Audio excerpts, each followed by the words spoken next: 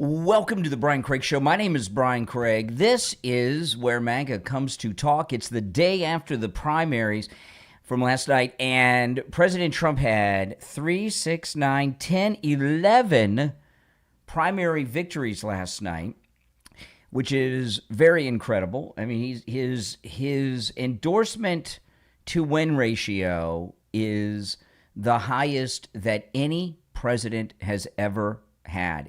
It's absolutely phenomenal and historic in nature. But you know, what they do on the left, what the never Trumpers like to do, hold on. Okay, hold on. What they like to do is look at the ones where we didn't win in the primaries. Well, I've got news for you. A Republican won every race last night, right? So, you know, these are primaries, and in primaries, Democrats win all of them, and Republicans win all of them. But the left are always trying to find something negative about Trump, so they'll spin it in a negative way. So we're going to go through this. We are going to talk about it. Yes, I will talk about Mike Lindell. Don't worry, I'm not shying away from anything. And, of course, your calls are welcome as well at 888-465-2631, 888-465-2631. We have less than 10 seconds until the radio show begins, so hang in there. Welcome to the program, everyone. My name is Brian Craig, and you are listening to Florida's longest-running radio show, The Steve Kane Show, on the radio since 1977. So, breaking news with the primaries. Republicans won all races and Democrats won most of the races, okay? You know, President Trump had 10 primary wins last night, 10 first-place finishes in the primaries last night. You put that together with all of the other endorsement wins that President Trump has had in this primary season, and you have what is a presidential record. He has the highest endorsement to victory ratio of any other Republican president in history. So, yeah, and in primaries, we won all our races. The Democrats didn't win all of theirs because they do have some of these Democrat socialists that are not Democrats. But primaries are a funny thing. And I was talking with Steve in the 8 o'clock hour about this to a certain extent, but I didn't explain everything. We're taking calls, and I didn't want to get bogged down at the end of the show with this, but it's an important point to make. For the most part, you know, people have been giving me a lot of grief because I'm not, basically they want me to do like endorsements. They want me to go through every Republican primary and tell you who I think is the MAGA candidate and all of that. And you can't do that. You know, and who should win and who will win. The reason that people try to get you to do that, and if you notice from the people that have done it on the phones, they're either liberals or never Trumper Republicans, right? You don't hear MAGA Republicans going through everybody that's running in the country in the Republican primary and try to get us to pick a winner. And there's a reason why they do that, because there's a couple of reasons. One, they want to be able the next day to point out to all the things that you pointed to that were wrong after the primary. And the other thing, they want to cause a divide. So what happened? There are certain primary races that are very, very important to take a stand in. As an example, there's one here in Florida, and really only one primary race that's important to take a stand on, and that is, of course, to stand up for the great Byron Donalds as our governor. But there are so many House races. My mailbox every day is filled with mailers from Republican candidates, and in this election, more than I have had in 20 years, I have people knocking on my door from campaigns. I don't answer the door for anyone. I don't care if they got a campaign T-shirt on or not. But all these mailers, and they say terrible things about each other and everything else. And when you get bogged down in every primary, okay, even if you kept it to the federal offices, right, like Senate and House members, forgetting about all the, I'll put the local elections aside because I was talking with Steve about the local elections and why we don't cover them.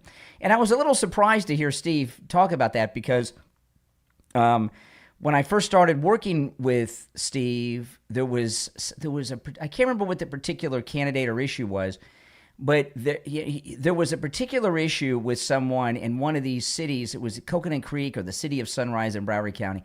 And he says the only people that care about that live in the city of Sunrise, and even most of them don't care. But he's had a reversal on that thought. But when I'm talking about the federal offices, right, House of Representatives and Senate, for the most part, even in those, you don't want to get bogged down in primaries because what happens is this. Except in rare circumstances, okay, there are times that you've got to get involved in the primary. In the presidential primary, when Trump ran the first time, I was with Trump back in 2011 when he was first toying around with the idea of running for president. And when he came down the escalator, I was with President Trump from the second he stepped onto that escalator, promoting him. There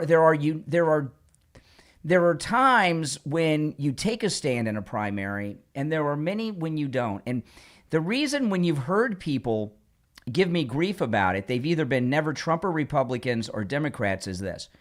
They want you to go on the record, one, saying, okay, this is the person, they're going to win, so they can point to you being wrong after the primary. That's one.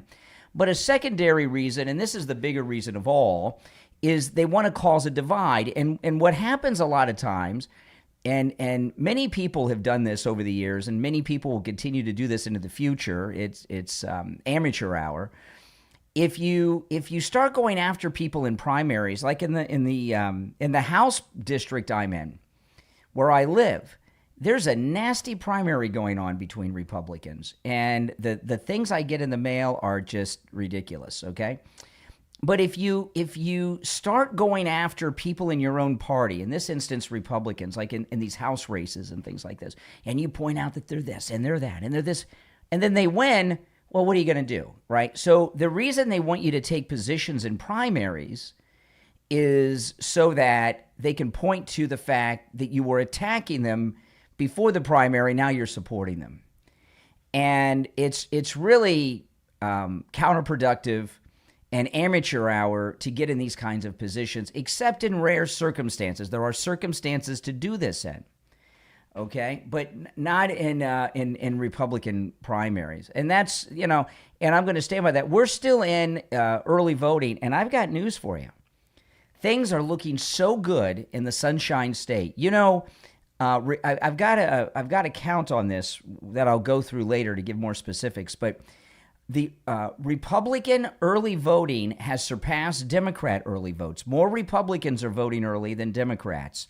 That's very important for two reasons. Number one, it's usually the other way around, right? Democrats, their whole strategy for the last 25 years has been an early vote strategy. And here in Florida, us turning out in early voting in numbers far surpassing the Democrats is historic and shows we've got the momentum. And the other thing is this, it also shows that Republicans here in Florida, and I imagine this is true around the country, are taking the advice that President Trump gave us in 2024, vote early when you can. And I subscribe to that. Historically, I've been against voting early, but then I've come to realize, as the president has, it was part of the MAGA movement not to vote early. President Trump was felt very strongly about this, and then he realized that voting early is the way to go, because if you do not get the early vote out on Election Day, the Democrats are ahead. Maybe if it's a national election, they're ahead by millions of votes. Millions. And we've got to catch up and surpass them in one day. That's very difficult to do. So early voting is where it's at, and you want to vote early, and it's important to vote early. And we've got momentum here in Florida, and I'm very excited that the early vote is surpassing the Democrat early vote. That has never happened before. Never. And it shows where the momentum is. And when our primaries are over in Florida, right, and our primaries are this month, early voting's going on. I have not voted early yet. I may today. But When the primaries are over, that's when the real election begins. Now, I'm going to take a break. We'll get into a lot of details of what's going on here. We had major victories last night. The Socialists had major losses. The Democrats are in big trouble. And if you'd like to call in, the number's toll-free, 888-465-2631. 888-465-2631. Anything, I'm not going to be specific on this because there's a lot I'm going to cover. Anything election related is fair game today, all right? Because that's what we're talking about. We're talking about the elections last night, the elections recently, and now where are we as the primaries are winding down.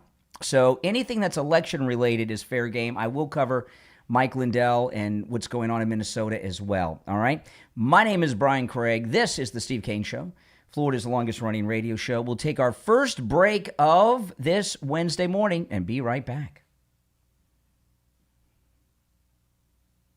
All right, we're clear. We're in radio break. But you guys understand what I'm talking about, right?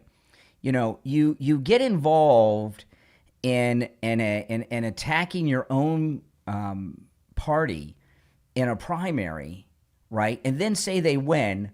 You've been trashing them for weeks, maybe months. Now they're the nominee. What do you do? What do you do? You know, it's very destructive to do that. And a lot of Republicans over time have gotten into a lot of trouble doing just that. And it is, it's amateur hour when you get in that position, because then all it is everyone pointing out to you that, wait a minute, you're saying that you're going to vote for this person? You know, a couple months ago, you said that they did this, that, and the other thing. So yeah, that's idiotic to do that. But now we're getting past the post primary. The one we really though got to get involved in right now is Lindsey Graham's sister, Darlene Graham, because there's a runoff there, and she did come in first place, but you know it's requiring a runoff, and she's really good. And every time she speaks, she always throws in the Save America Act. And that was the last thing her brother was working on before he died was the Save America Act. So she's very, very important. And I can see Darlene Graham, she could find herself being president or vice president one day. You know, a lot of times these candidates, they come out of nowhere. Like because everybody says Marco, JD, and we have our list. And then all of a sudden, someone like Darlene Graham comes out of the woodwork, and you're like, whoa, wait a minute, what happened? Who's this? And they're very good. And then next thing you know, they're at the nominating convention. And that happens quite a bit. Now, if you're new, welcome. This is where MAGA comes to talk. We're in a radio break right now. If you'd like to call in, it's a toll-free number. All opinions are welcome, all right?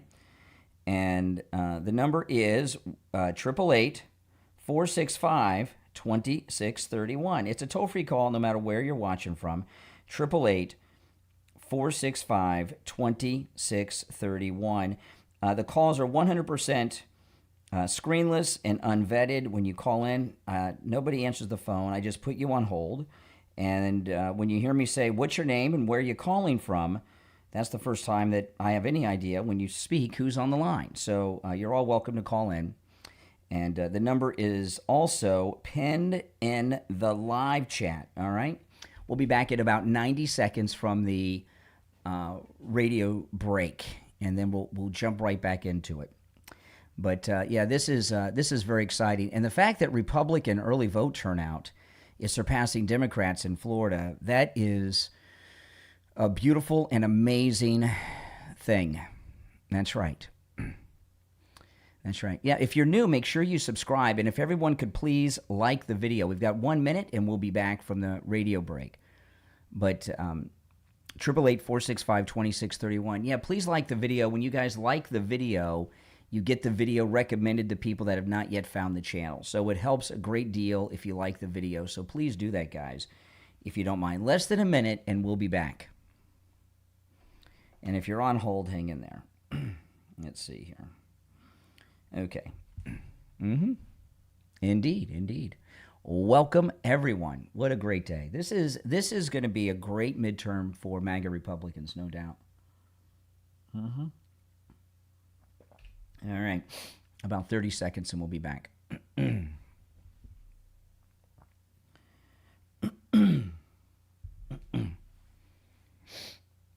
in there.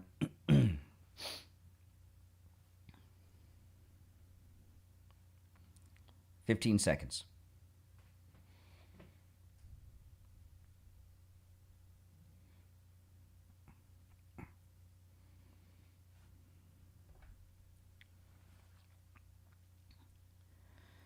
All right, we're back. It's the Steve Kane Show. I'm Brian Craig, and of course, it's the morning after the primaries. If you're on hold, hang in there. I'll talk about the one that I know a lot of people want to hear me talk about because they're telling me, people off the air telling me. I want to talk about Mike Lindell in Minnesota. Mike Lindell sadly lost the Republican primary. Minnesota. Look at what's going on in Minnesota, right? It's basically a Muslim state. They're fighting so hard for a Palestinian state. They've already got it. It's called Minnesota, right? It's the Muslim state. And the Democrat that won the primary is Tim Walz's lieutenant governor, who made that video in a burqa. Remember? So when you get into some of these liberal states, okay, when you get into some of these liberal states, even the Republicans are liberal. And did you think that they were going to let Mike Lindell win? There's a thing, too, that I learned about the uniparty political machine of the Republican Party from Alan West, all right? Alan West, remember Alan West? He's out in Texas now, and he was a one-term member of the House here in Florida. And Alan West got some celebrity because of his experience in Iraq, which, if you're not familiar with, you can look it up. I don't want to go through all that now. But he was a superstar. We used to have him on the show in the studio all the time. He was a superstar. And he got elected to Congress. And I remember Steve and I, every time we would be at any event or have a meeting in private with Republicans. And what I mean Republicans, I mean people that were worked on campaigns, were running for elected office, held elected office that were Republicans. They would ask us the same thing, like in secret, almost in whispers, kind of like feeling us out. And I remember in particular, there was a campaign manager for a pretty well-known candidate that Steve and I had a private lunch with, and there were a few other people there too, and we were working on something, and I remember they said, "What do you think of Alan West?" And I knew what they meant because I'd heard this before, and they said, a lot of Republicans think that he jumped the line. And look, he was a one-term congressman. They ran him out of Congress. See, what happened with Alan West, it's a very similar thing with Mike Lindell that happened with Alan West here in Florida. Alan West was so popular with the people. I mean, he just waltzed into that House seat. It was amazing. It was great. But the Republican establishment here in Florida, now, of course, this was during the Tea Party era of 2010. This is before President Trump came down the escalator and MAGA came to be. So it was a different time, okay? This was the Tea Party era. But the Republicans in Florida hated Alan West. I don't even know how aware Alan West is about this. They hated Alan West. And they felt that he jumped the line. Who does he think he is? That he should run for city commission or something, because there were a lot of other Republicans that thought they should have that seat, not him. And when he came up for re-election, they made sure that he lost. Alan West did not lose to the Democrats. He lost because the Republican Party machine at that time, is 2012, didn't want him because they thought he jumped the line. He wasn't part of the club, like Trump was when he came down the escalator. And I was in shock, and there was a lot of craziness with that second run of his where they ran him out of office. And I learned so much. Well, that's what Mike Lindell was going up against in Minnesota. Okay, and in Minnesota, Minnesota, I know it sounds like a joke, but I am as serious as a heart attack. It is the Muslim state. There's no doubt about it. It is run by these Somali pirates. They are so Muslim. You know, the lieutenant governor that won the Democrat primary, she made this video. She put on a burqa and she's with some Somalians. And this was after Nick Shirley exposed the Leering centers. My name's Peggy. Okay, hold on. Let me pull this up so you guys can hear this, and you can see what it's like in Minnesota. This is the lieutenant governor. She just won the Democrat primary. Peggy Flanagan. My name's Peggy Flanagan. I am the Lieutenant Governor of Minnesota, and I'm really honored and humbled to be here with all of you. And she's wearing a burqa, by the way. Today, I am incredibly clear that the Somali community is part of the fabric of the state of Minnesota. I think about my friendship with Nimco. We've been friends for almost 25 years. Okay, it goes on. The Somalis are thieves in Minnesota, okay? They are pirates. They are working with the Democrats to steal billions upon billions of dollars from the federal government through Medicaid fraud, and God only knows what other rackets they got going on. Okay, Nick Shirley exposed all of this. So, you know, and the people of Minnesota are liberal. Do you really think that the Republican Party establishment, which I promise you leans to the left of what your average MAGA person, is going to let an outsider like Mike Lindell win their primary? No. They have a machine. It's the uniparty up there. But you're going to find that Democrats are going to point to that and say, oh, look, Mike Lindell lost.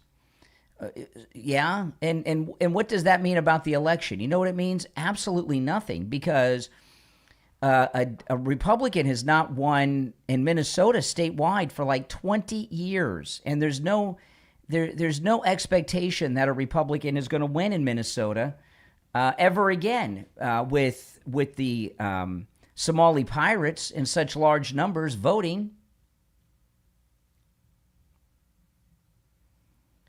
It's just not in the cards. And the Republican establishment, like with Allen West here in Florida, they're not going to let an outsider. You look at how they tried to stop Trump because he's not a part of the political class. The political establishments, they have these of both parties have the same thing in their states, and even at the county levels, and even in city levels, that the D.C. establishment have.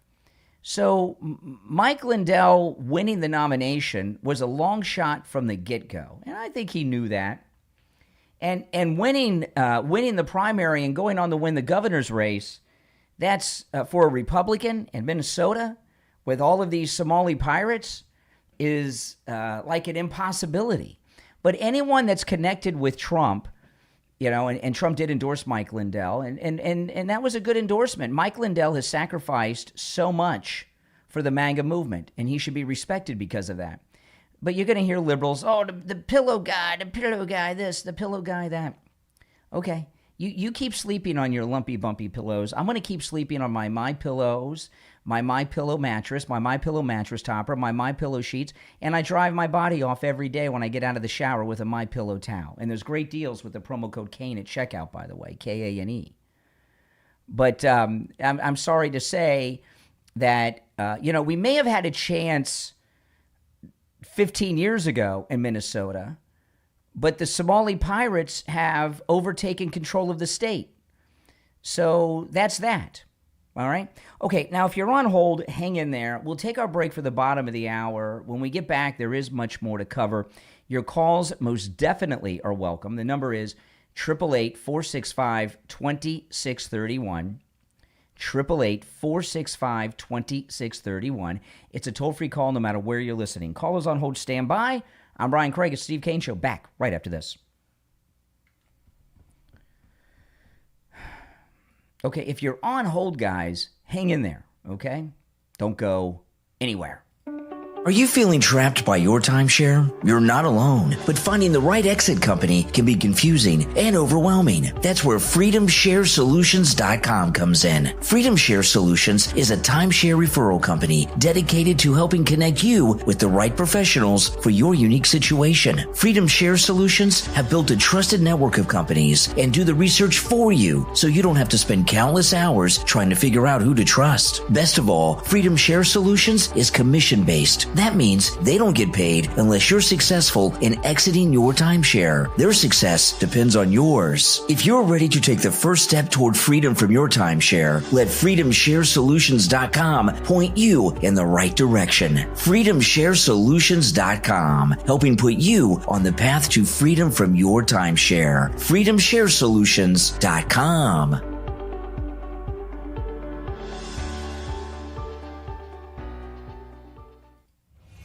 What if you could understand the Bible as one complete story? From creation to Jesus to the fulfillment of end times prophecy. Now you can with engaging, eye-opening Bible study live streams where Scripture comes together in a clear, easy-to-follow way that will deepen your understanding of God's Word. Discover how the events unfolding in today's world fit into the bigger picture God revealed throughout the Bible. Explore biblical prophecy and what it says about the future. Compare God's truth with Satan's deception. Examine the evidence for creation versus evolution and gain fresh insight into the people, places, and promises found throughout Scripture. Whether you're new to Bible study or have been reading the Bible your entire life, these live streams will help you connect the dots, strengthen your faith, and better understand the times we're living in. Don't miss this opportunity to grow in your knowledge of God's Word. Join these life-changing Bible study live streams right now. Find the link in the description of this episode. Share the link on all your social media so your friends can join in too. Again, the link is in the description of this episode. Look in the description and click it right now.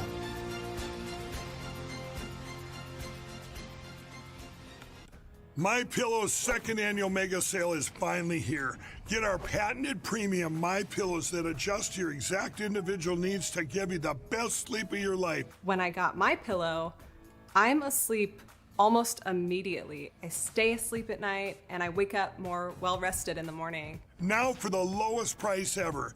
Kings, $19.98. Queens, only $18.98. And Giza Dream bed sheets, the best sheets in history, for as low as $29.98. Lux Pure 6-piece towel sets, towels that actually dry you. What a concept. Now only $39.98. And our made in the USA mattresses and mattress toppers as low as $99.98. So go to mypillow.com or call the number on your screen. Use your promo code to take advantage of our second annual mega sale. But that's not all. Order right now and we'll ship your order absolutely free.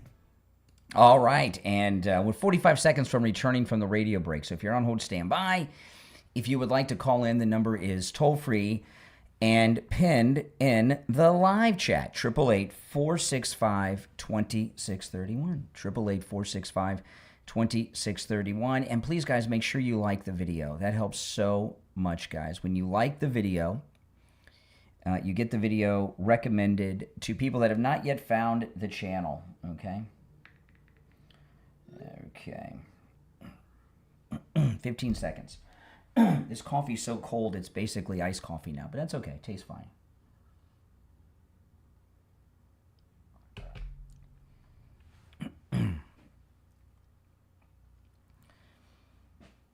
All right, welcome back, everyone. I'm Brian. So, Brennan, who's part of the Obama coup conspiracy against President Trump, he was Obama's CIA director, and also Brennan is a Muslim. A lot of people don't know this. A Muslim who speaks fluent Arabic.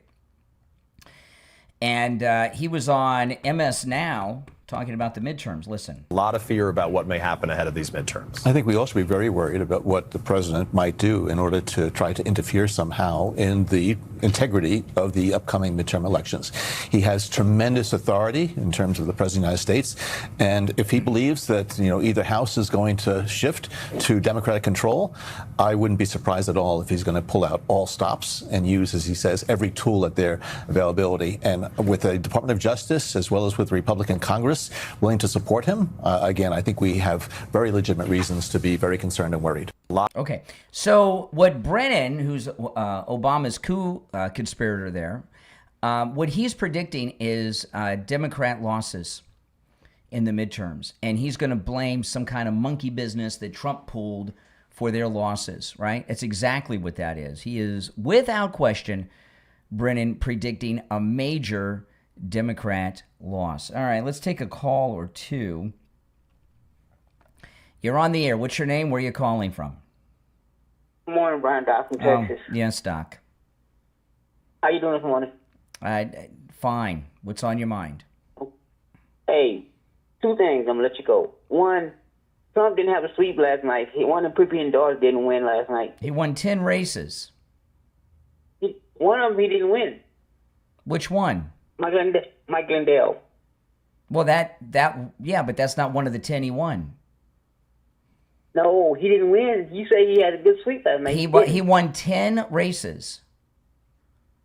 Okay, I'm not arguing with you. That's 10. He had 10 first place finishes last night. Okay, that's primaries. Yes. Well, that's what's in the news today. Yes. Okay, what's in the news today too is, I think you're not going to agree with me. But I think what Trump did in Turkey, he left everybody on that plane to die. And they snuck him off that plane. Wait a minute. People on a plane died because of Trump. Who are these dead people? People could have died on that. Could have died. You could die every time you walk across the street. Fine.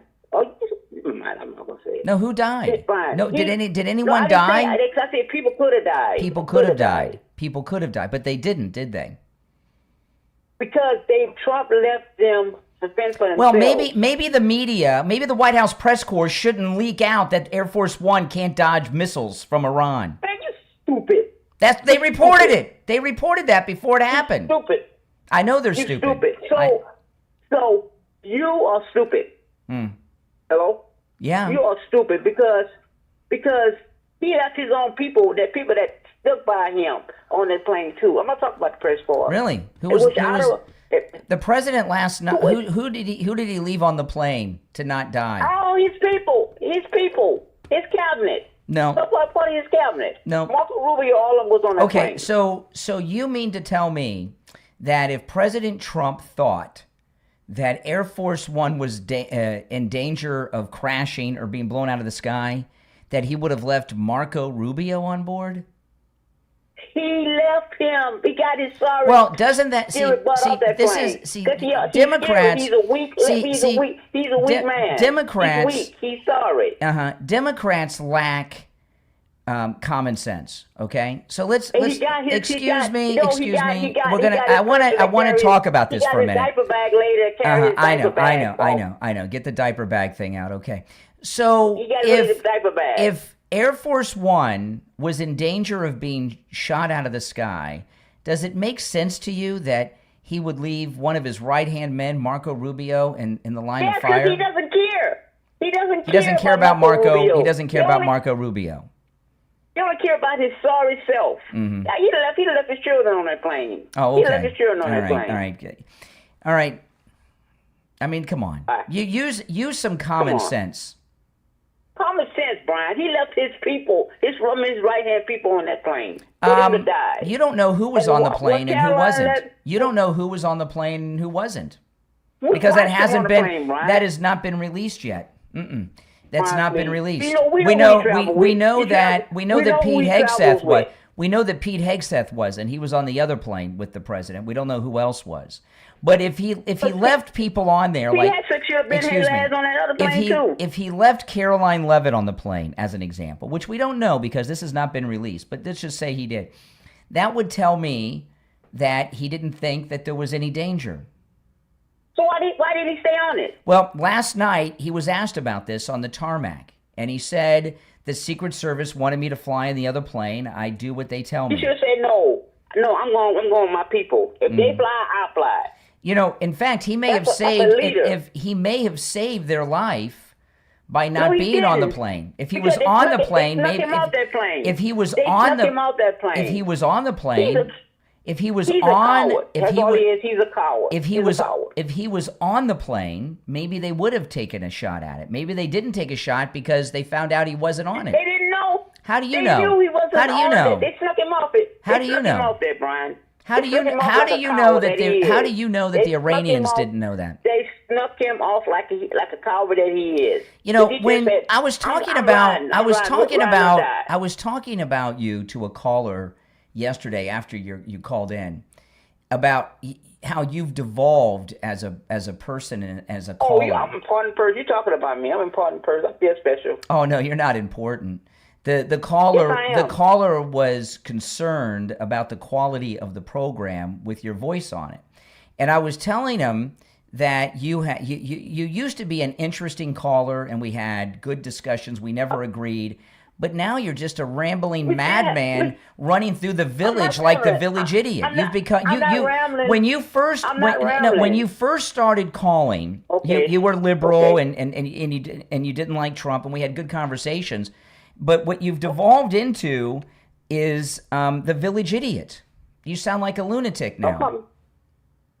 We still have good conversations. You won't have conversations with me because I said, why did he leave those people on that plane? And we He talked should've about it. said- Hey Doc, appreciate the call. Take care. All right. You guys remember he's devolved. He's had a break. He's had a mental break. You're on the air. What's your name? Where are you calling from? Hello. Yeah, you're on the air. What's your name? Where are you calling from? All right, get ready, Mike. Here we go. My name is Jay. I'm calling from Arizona.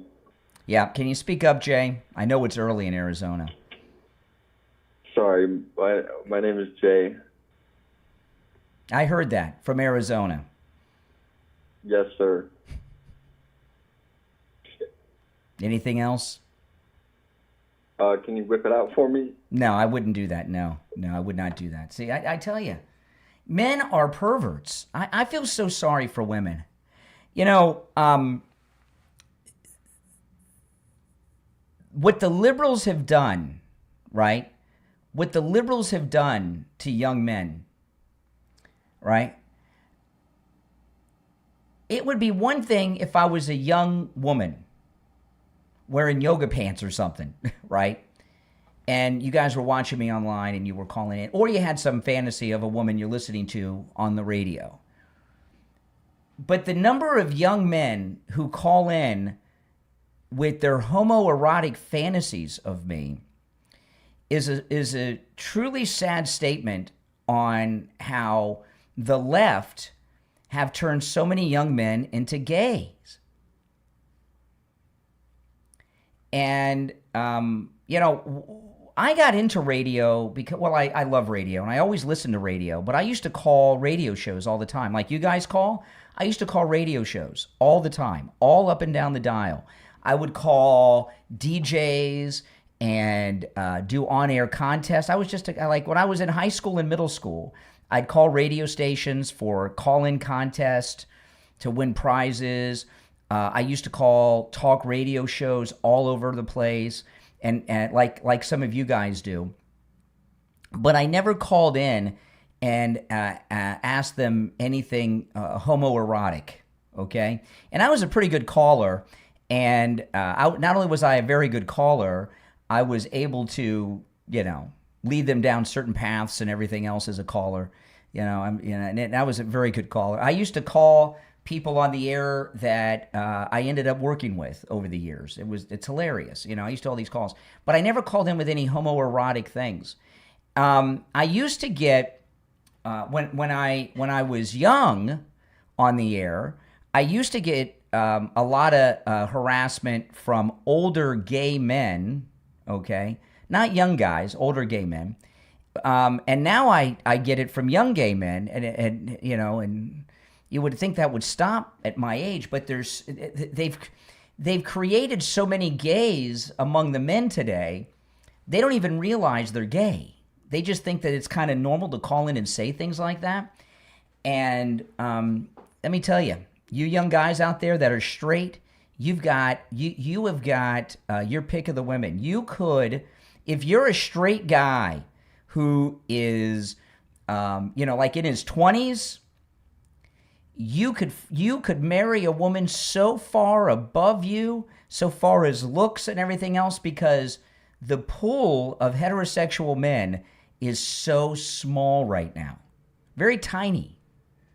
So, as you can hear from these callers, but there's been it's a lot of damage they've done, the left, and this is one of the ways they've damaged us. All right, now the rest of you on hold, hang in there. We got a lot more to cover. If you're on hold, stand by. The number is 888-465-2631. 888-465-2631. It's a toll-free call no matter where you're listening. It's the Steve Kane Show. My name is Brian Craig. We'll take our break and be right back.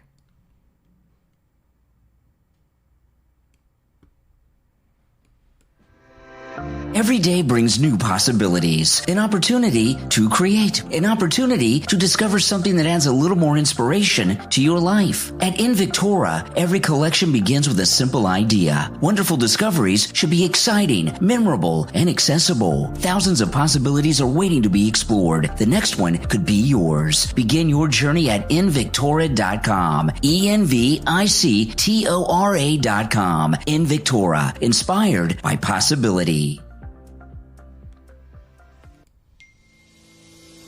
Have you ever wondered what it truly feels like to battle the darkest corners of the human mind? From author Mara Solis comes a deeply moving psychological novel that you will want to add to your must-read list, The Never-Ending Maze, available at Lulu.com and Google Play Books. Written in the form of a personal diary, this intimate and emotionally powerful story invites readers into the inner world of a woman searching for hope while confronting loneliness, broken dreams, depression, and the desire to be understood. The Never-Ending Maze explores whether healing, purpose, and light can still be found even in the deepest darkness. Through heartfelt reflections on relationships, faith, mental health, art, and the struggle to keep moving forward, every page offers an honest and unforgettable journey. This book also makes a great addition to your book club. Order your copy right now on Lulu.com and Google Play Books. The Never-Ending Maze, from author Mara Solis.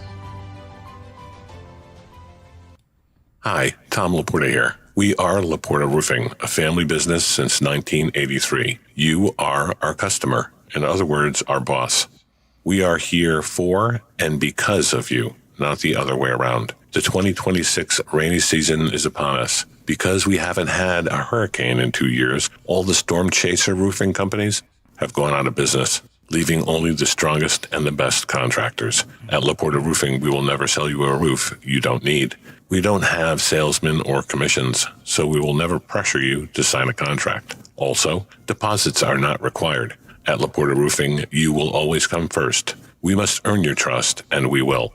So call me on my cell at 954-604-4602 or find us on the web at laportaroofing.com. That number again is 954-604-4602, 954-604-4602, or on the web at laportaroofing.com.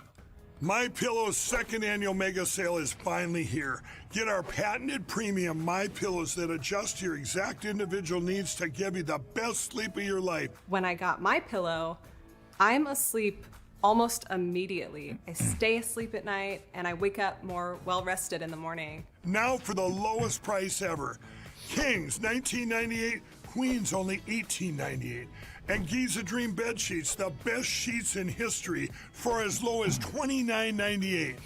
Lux Pure 6-piece towel sets, towels that actually dry you. What a concept. Now only $39.98. And our made in the USA mattresses and mattress toppers as low as $99.98. So go to mypillow.com or call the number on your screen. Use your promo code to take advantage of our second annual mega sale. But that's not all. Order right now and we'll ship your order absolutely free. All right, we have less than a minute till we're back from the radio break. If you're on hold, hang in there. If you want to call in, the number's toll free. And it's pinned in the live chat. 888-465-2631. 888-465-2631. And please like the video, guys, if you've not already done it. We got about 30 seconds and we'll be back. And I'm going to get right back into it. There's so much to cover today. All right, so don't go anywhere. it was a major, we're having major MAGA victories. There's just no getting around it. We're going to jump right into it. Okay. 10 seconds. Stand by. Walter White from Breaking Bad? Oh.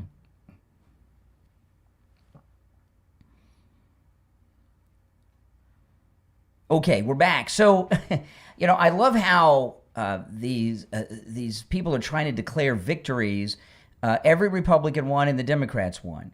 Okay, I mean these are primaries, but there's all kinds of indicators, signals coming out that share what's really going on. And this here in Florida blew my mind. Listen to this. This is very interesting stuff. Listen, early voting is going on right now in Florida, and I think I'm going to go early vote today. Maybe I'll see. I got a busy day, but I'll see if I can run out to early vote. Listen to this. Republicans flipped the early vote lead in Florida's 2026 primary.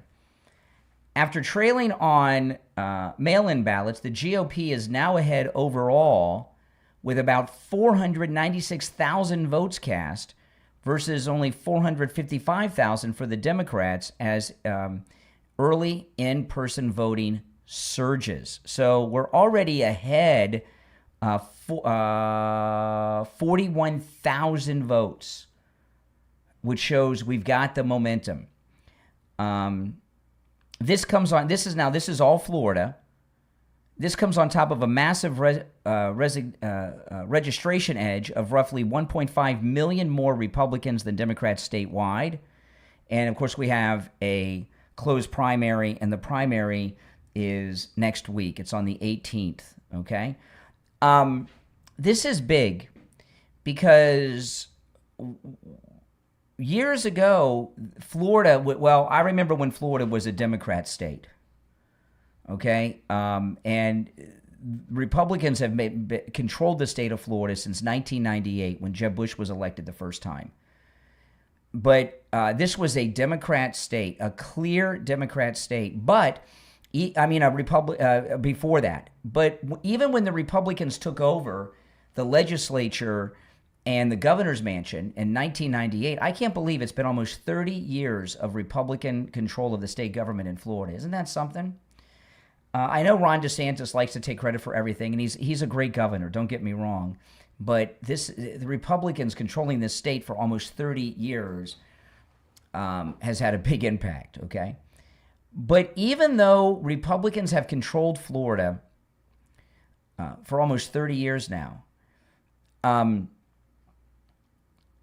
it was still for many years a toss-up state in the presidential elections. It would go to the Democrats. It would go to Clinton. It'd go to Obama.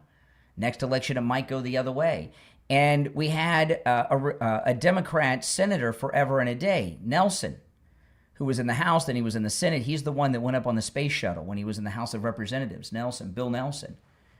And when we unseated him, that was beautiful and miraculous. And the Democrats have always outnumbered us. So what happened? Why are there 1.5 million more Republicans than Democrats? The Democrats used to outnumber us. And why are we ahead in early voting? Well, in the old days, and this is where one of the biggest changes has been. In the old days, people come to Florida to retire. And that's why I tell you guys, it blows my mind, the people I meet and what they've done and who they are. Because everybody retires to Florida. So a lot of famous and well-accomplished people are here, and you run into them. I was talking to Joe Thomas about this the other day. We were talking about some of the people that individually we've run into and their backgrounds and everything. It's crazy. I was once at the doctor's office. I'm in the waiting room, and I'm talking to this guy waiting to see the doctor.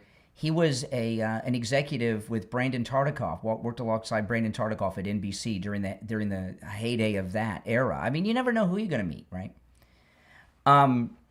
So it's amazing. I mean, people are very big and well connected. They may be retired, but in the old days, the people that retired to Florida were Democrats. And now the retirees are Republican. This has been a big, big shift. Retirees are now Republican. And that's been a slow progression over the years. And people talk about like the villages up in Central Florida, and that's certainly a conservative retirement community.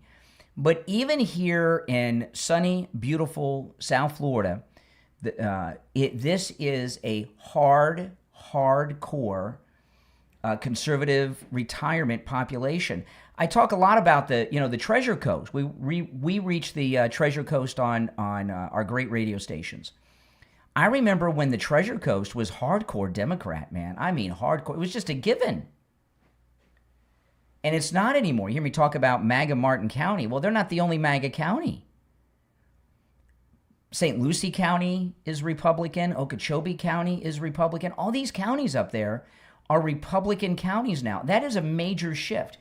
And Florida, very few people here are native Floridians. My wife and daughter are. Attorney Barry Siegel's a native Floridian, one of the few. But Florida is a population where people come from elsewhere, and the retirees. So when you see Florida being so red with so many Republicans, and with us outnumbering Democrats for the first time by a lot, this has an impact around the entire country, because they don't come to Florida and become Republicans.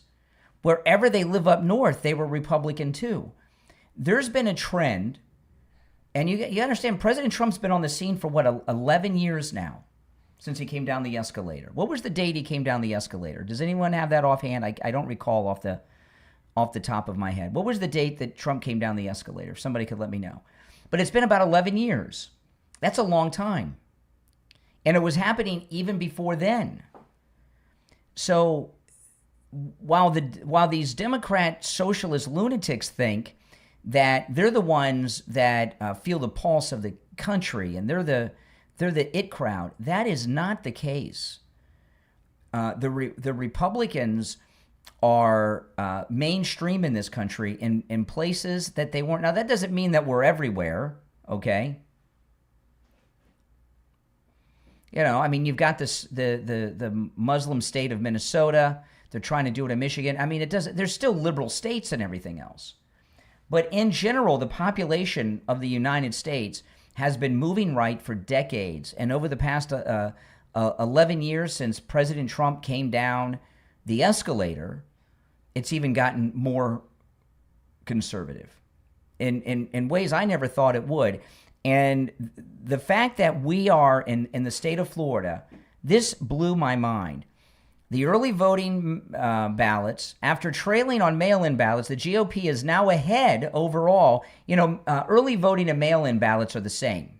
The mail-in, in Florida at least, mail-in ballots and early voting are the same batch of ballots, okay?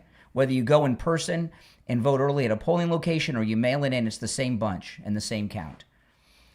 In Florida, the GOP is now ahead with about 496,000 early votes cast versus 455,000 for Dems, and that includes the mail-in ballots.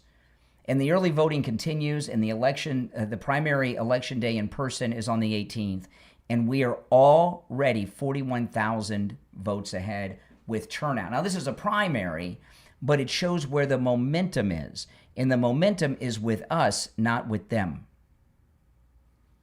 Right? What a change in the country. It really is. And I'm so proud of Florida because it was very frustrating in the old days when people would retire to Florida and bring their Democrat registration cards down here and mess everything up. And to see this state, I think Florida is the greatest state in America by far. I love it here. I will never live in another state. And for us to outnumber the Democrats and wipe them out of power everywhere in this state is a great thing. But so goes Florida, so goes the nation, is what I'm telling you. All right, let's see here. Yeah, we have a little bit of time. You're on the air. What's your name? Where are you calling from? Michael from Palm Beach Gardens. You mentioned about Alan West. He originally was my congressman, and I think, if I'm not mistaken, his district was gerrymandered, and he wouldn't win it any again. Does that sound possible? They did. Right? There was, but there was also some strange things on election day. It's been a long time, you know. I mean, that was like 2012, so we're talking like 13 years ago. And but the Republican Party made sure that he didn't win re-election. They wanted him out. They did. Oh my God. They pushed him out. Yeah, they pushed him out. He was phenomenal, wonderful man. I'm sure He's still in is. Texas now, right? Yeah, he was for a Texas. time the head of the Republican Party in Texas. You know, but Go. the Republicans in Florida, the Republican Party establishment, hated Allen West, and that's why he was only in there one term. Mm-hmm. I didn't know that. All right, thank you, Brian. Have a good one, bro. All right, I appreciate the call. Now, if Allen West had come around during the MAGA era, he'd probably be running for governor right now, right? And may even have ended up being our governor. But, you know, he was there a little too early. And that, you know, that's the difference between the MAGA movement and the Tea Party. Because a lot of these liberals, the Tea Party, the MAGA is going to go like the Tea Party, and after Trump's not in office, it's over for you guys.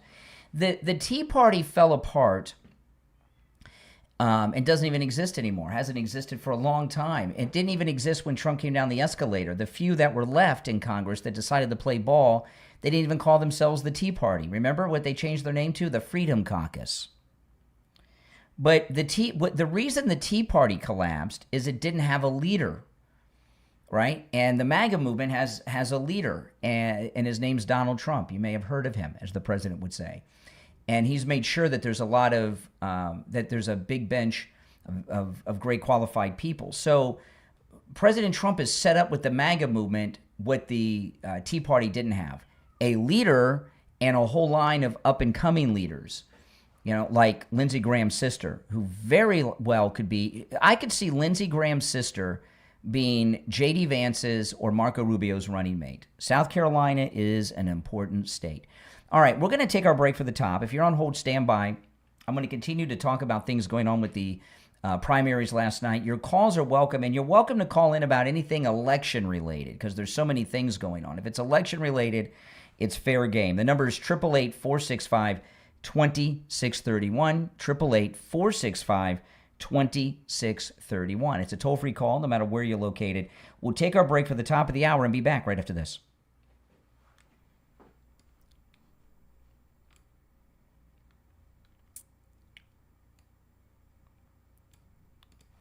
Some towns never forget, and some ghosts never leave. From author Alex Giles comes your next must-read book, The Ghost of Port St. Joe, a ghost story of the Florida coast. Along Florida's forgotten coast lies Port St. Joe. It's a town where a tragic past refuses to stay buried. When Alex discovers a mysterious gold locket, he awakens spirits trapped for nearly 2 centuries and uncovers a love story that death could never end. If you love Southern Gothic suspense, haunted history, unforgettable characters, and chilling mysteries, The Ghost of Port St. Joe will keep you turning pages late into the night. Order your copy right now on Amazon in Kindle, paperback, and hardcover edition, as well as Barnes & Noble, Apple Books, Smashwords, Kobo, and learn more on the author's website, alex-giles.com. The Ghost of Port St. Joe from author Alex Giles. Order your copy today because sometimes the dead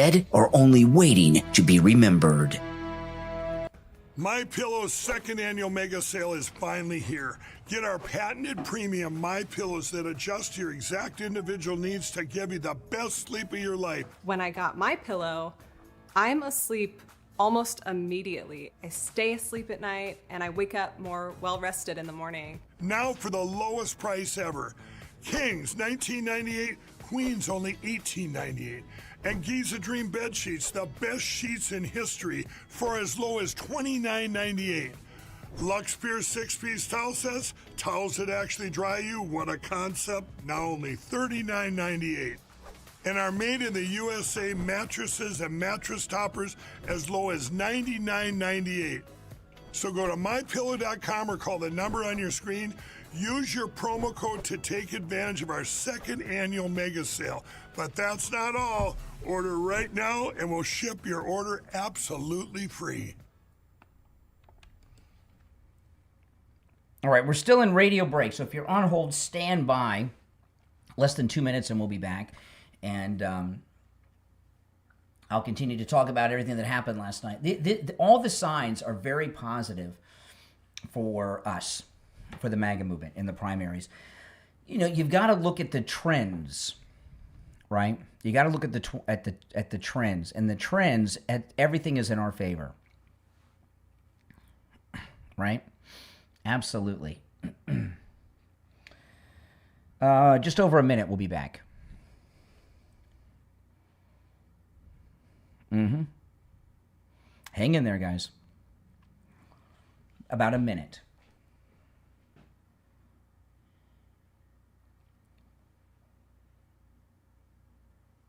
Less than a minute, actually.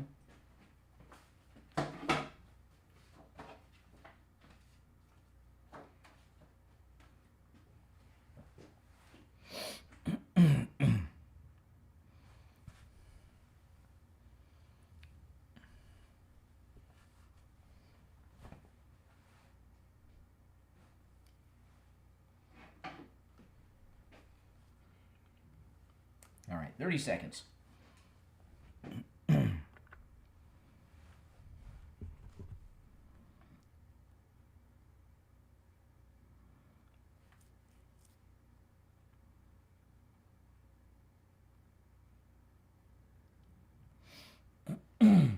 Ten seconds.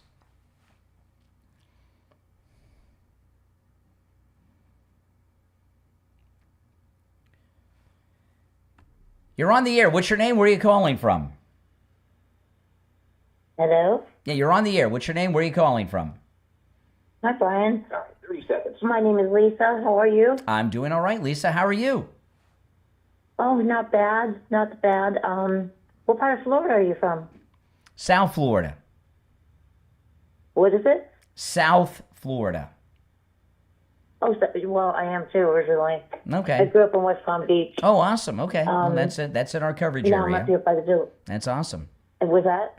I said that's in our coverage area. That's awesome. So what's on your mind? Okay, so you said elections. So I was wondering who you thought about Bobby Williams Who's Bobby Williams? for governor and lieutenant governor. Of what state? I've never heard of him. Oh, Florida. Oh, Florida. Yeah. Bobby Williams? What party is he in? He's like the only one that's for not. Oh no, hold on a second. Bobby Williams? What party is Bobby Williams in? What's that? What party is he a member of? This Bobby Williams character. Oh my God, they're all Republicans. Well, no, I'm supporting Byron Donalds. And we haven't, and we don't have a lieutenant governor. Are you talking about the lieutenant governor that's running for governor?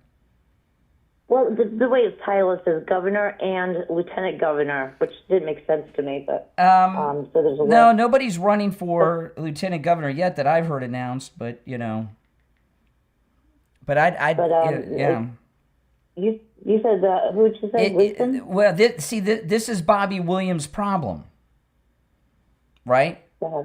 I don't know him, and if I don't know him, nobody else does either. He's gonna lose to Byron Donalds. Yeah, I know, but he's not for the growth of Florida. He's against the data centers. He's just he's not. He's what? He's against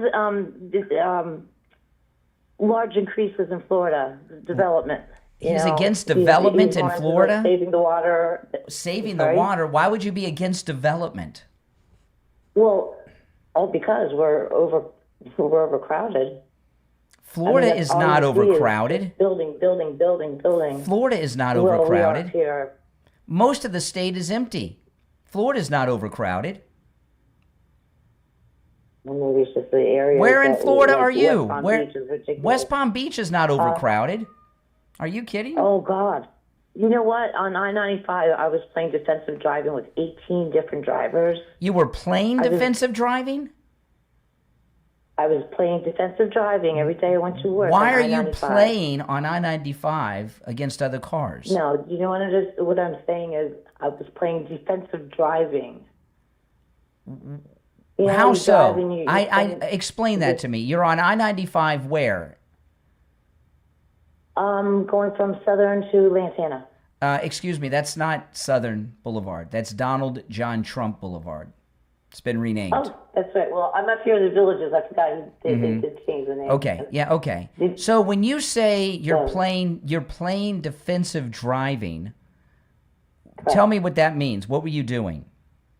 When you're driving, you're watching all the other drivers. No, I know what defensive driving is, but you're on the busiest part of I-95 in Palm Beach. Donald John Trump Boulevard is where Donald John Trump International Airport is. So it's a high traffic area, right? It's the exit for the airport. It's one of the exits for downtown. Okay, so you're driving on 95. You think Florida's overcrowded because there's traffic on I-95 in West Palm? Well, West Palm Beach definitely is South Florida. See, I looked this guy while we've been talking. This guy Bobby Williams, I never heard of him before. So what? He's on the bottom of the list. What? He's on the bottom of the list. He's on the bottom of the list. What do you think about because no, hold on a second. See, this is. Are you a Trump supporter? Are you a MAGA person? Yes. Okay. Well, what you're doing is you're backing a candidate who has no chance of winning. That's waste. There are candidates that are viable candidates and candidates that are not viable. Yeah, right? I mean, this guy's behind Fish Sticks, who's in fourth place. The way this works, Byron Donalds is in first place by 36 points. The lieutenant governor's in second place. Third place is an unnamed, undecided. Fourth place is Fish Sticks. And this Bobby Williams character is beneath that. So he's not a viable candidate. Voting for him is a waste of a vote. You might as well stay home.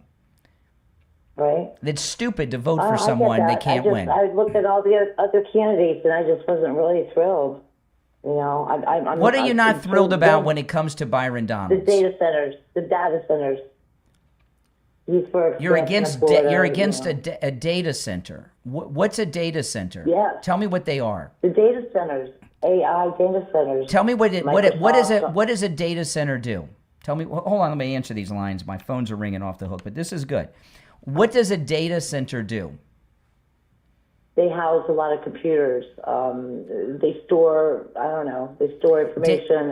Data centers are to the internet. But they're utilizing a lot of our water. Hold on a second. Slow down for a second. Slow down for a second. You're going to get some rational discussion here, okay? Data center, the internet is a public utility now, right? The internet is a public utility, like power plants, water treatment plants, and such, right? What is it? Okay. Turn down the volume of whatever device you're listening to me on. Okay. So a data center is the internet is a utility, and data centers are like power plants and water treatment plants. Right. You understand that? Where in Florida are you located? Right outside the Villages. Okay, so you're not listening to me on one of our many radio stations from the Treasure Coast to the Keys. I'm on Facebook. You're watching me online. You're watching me on Facebook. Yes. I'm not. Is somebody streaming me on YouTube? Okay. YouTube Live. Okay. Well, you're watching me on YouTube. So you're watching me on the internet. You're watching me online. You're watching my live stream on YouTube, right? Correct. Well, how do you think that's possible? How's it possible for you in the Villages to watch me on the internet? What are you using to watch me on the internet? The cable lines. A data center. Well, where's the data centers? Oh, I don't know. They've been all over the place. Since there's been the internet. No, they're not. There's always been around everywhere in the world. There's always been data centers that powered the internet. You just didn't know about them. They're everywhere.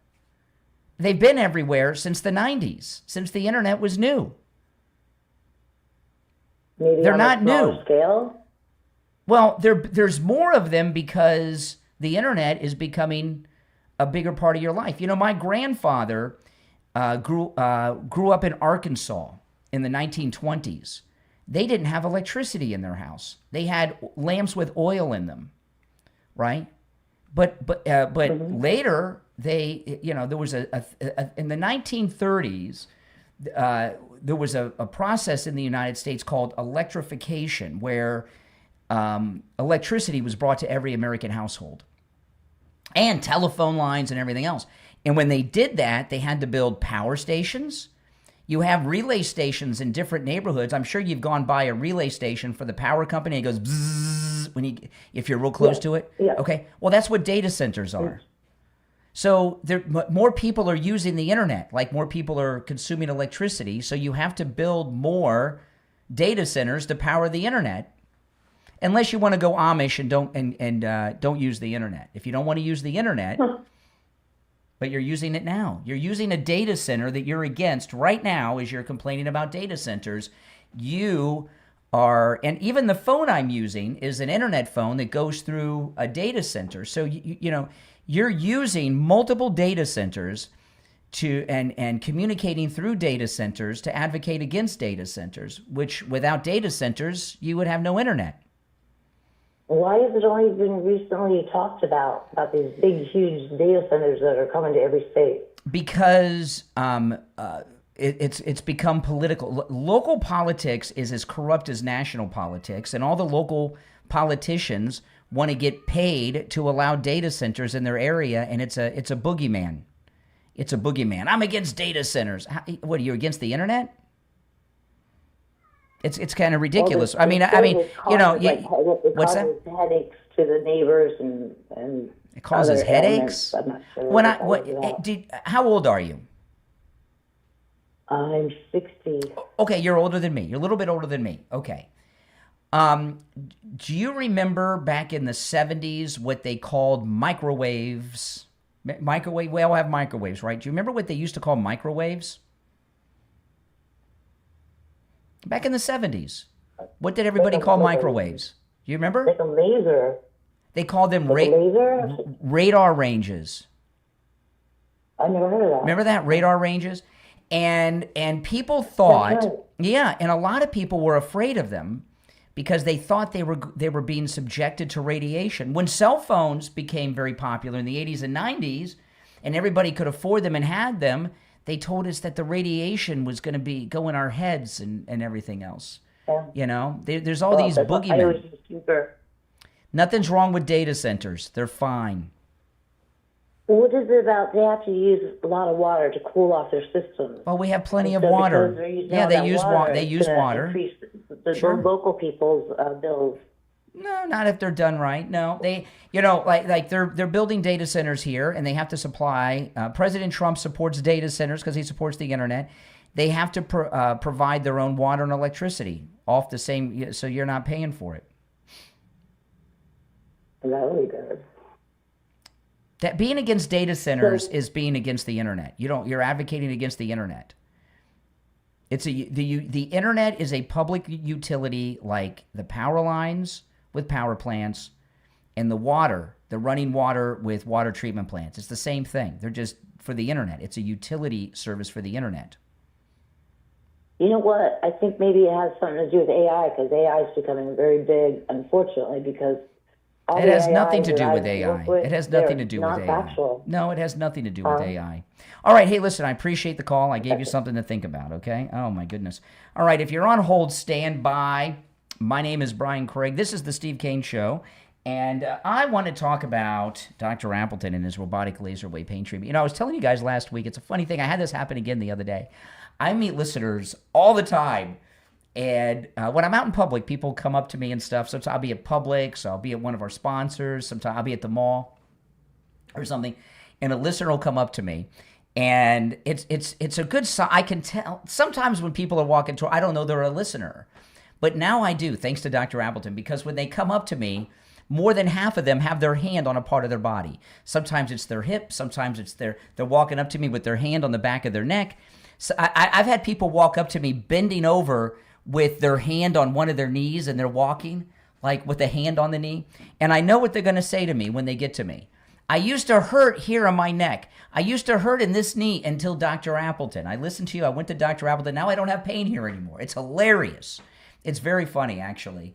to see. I try not to laugh when you guys do it, and I do appreciate you guys telling me, because it lets me know what great work we're doing by sharing with you the incredible work and healing powers of Dr. Philip Appleton and his robotic laser wave pain treatment. Be one of those people that walks up to me with your hand over a part of your body. It happens all the time. I'm not kidding. It's hilarious, and I love it. So even on the cruise, people were doing this on the cruise for the whole week. This one guy, he came up to me. He had a drink in his hand, and he was holding it over his elbow, and he told me, "I used to hurt right here at this arm." I was like, "Oh my goodness." It's hilarious. Give Dr. Appleton a call. Remember, appointments are not necessary, even on Saturdays, okay? Walk-ins are always welcome. The consultation's free, and of course, it works. Say bye-bye to your pain, too. 954-973-0710. 954-973-0710. That's 954-973-0710. And online, AppletonCairo.com. Call us on hold. Stand by. We'll be right back. You're welcome to call me about the data. I mean, are you against power plants too? Well, liberals are against power plants, right? They don't want us to have nuclear power plants. They don't want anything, right? The liberals, but no, nothing's wrong with data centers unless you want to go back to a pre-internet world. It really is a sign of how people can be brainwashed into being against something for no reason at all. And so many people, like the last caller, data centers. Oh, he's against data centers. They don't even know why they're against them. They just know that they've been told that they're bad, and they believe it. Okay. We'll be back shortly, guys. A little more than a minute. If you're on hold, stand by. I'll go to the phones when we get back. If you'd like to call in, the number's toll-free and pinned in the live chat, 888-465-2631. It really is. It's kind of like it's brainwashing to be opposed to the data centers, right? It's total brainwashing. And that Florida's overcrowded. Are you kidding me? Look at Florida from above. Most of it is undeveloped. The whole center of the state is completely undeveloped. Florida has nothing but space. Nothing.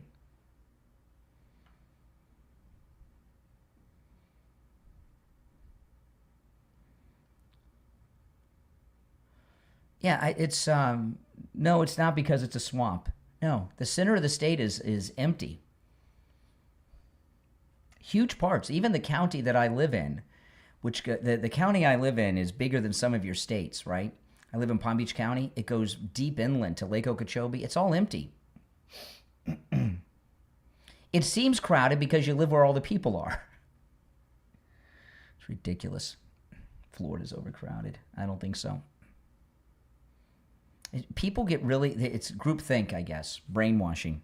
All right, less than a minute, we'll be back. If I talk about data centers anymore, though, Steve will freak out. He'll be really not happy about that. Thank you for the $2 super chat. Thank you. All right, 40 seconds. I mean, you can't be against data centers and use the internet like all of you are doing that are watching me.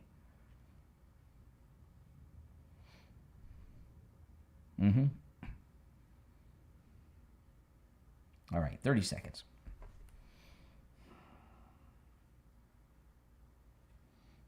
All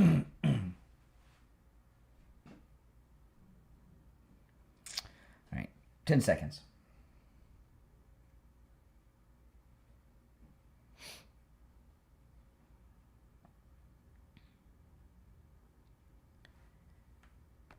You're on the air. What's your name? Where are you calling from? Yeah, good morning. This is Richie. Hey, How Richie. are you doing this morning, Brian? Doing all right. All right. Now, here's a couple of things that. First of all, I want to talk about Mike Lindell. Okay. Mm-hmm. I'm sure because you and I we watch this stuff. You do it for a living. I do it because I love it, and you love it also. Not for nothing. But I saw the Mike Lindell debate when they had the 4 Republicans. I believe he was one of them with the farmers. Did you see that? I saw some of it. Oh, hold on, Richie. Let me answer all these lines coming in. The phones are just ringing off the hook. Okay, yeah, go ahead. Well, I have a nice sound system with my big TV, so when I watch it, I hear pretty good. Yeah. And when all the other candidates spoke, I had to turn the volume basically down because it was like blasting. Mm-hmm. When it came to Mike Lindell, his mic was turned to the corner, and when he spoke, you couldn't hear him. Oh, really? They mess with his mic like they've done with President Trump. Those are the things they do. And those were, by the way, that was the Republican debate.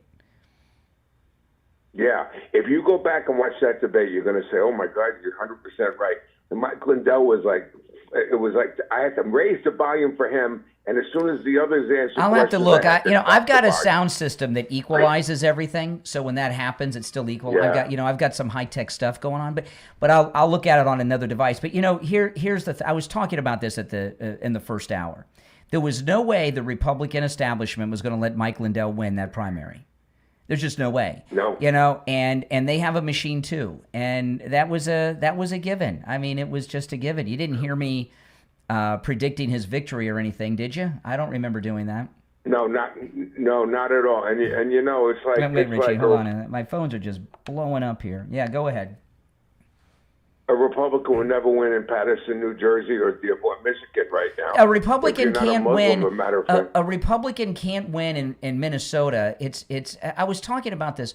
This 2-state solution in Israel. The Palestinians already have their state. Yeah. It's called the state of Minnesota. There's no Republican that's going to win a state. I mean, it's true, right? It's the Muslim state. Move over there, Palestinians. God, you're right.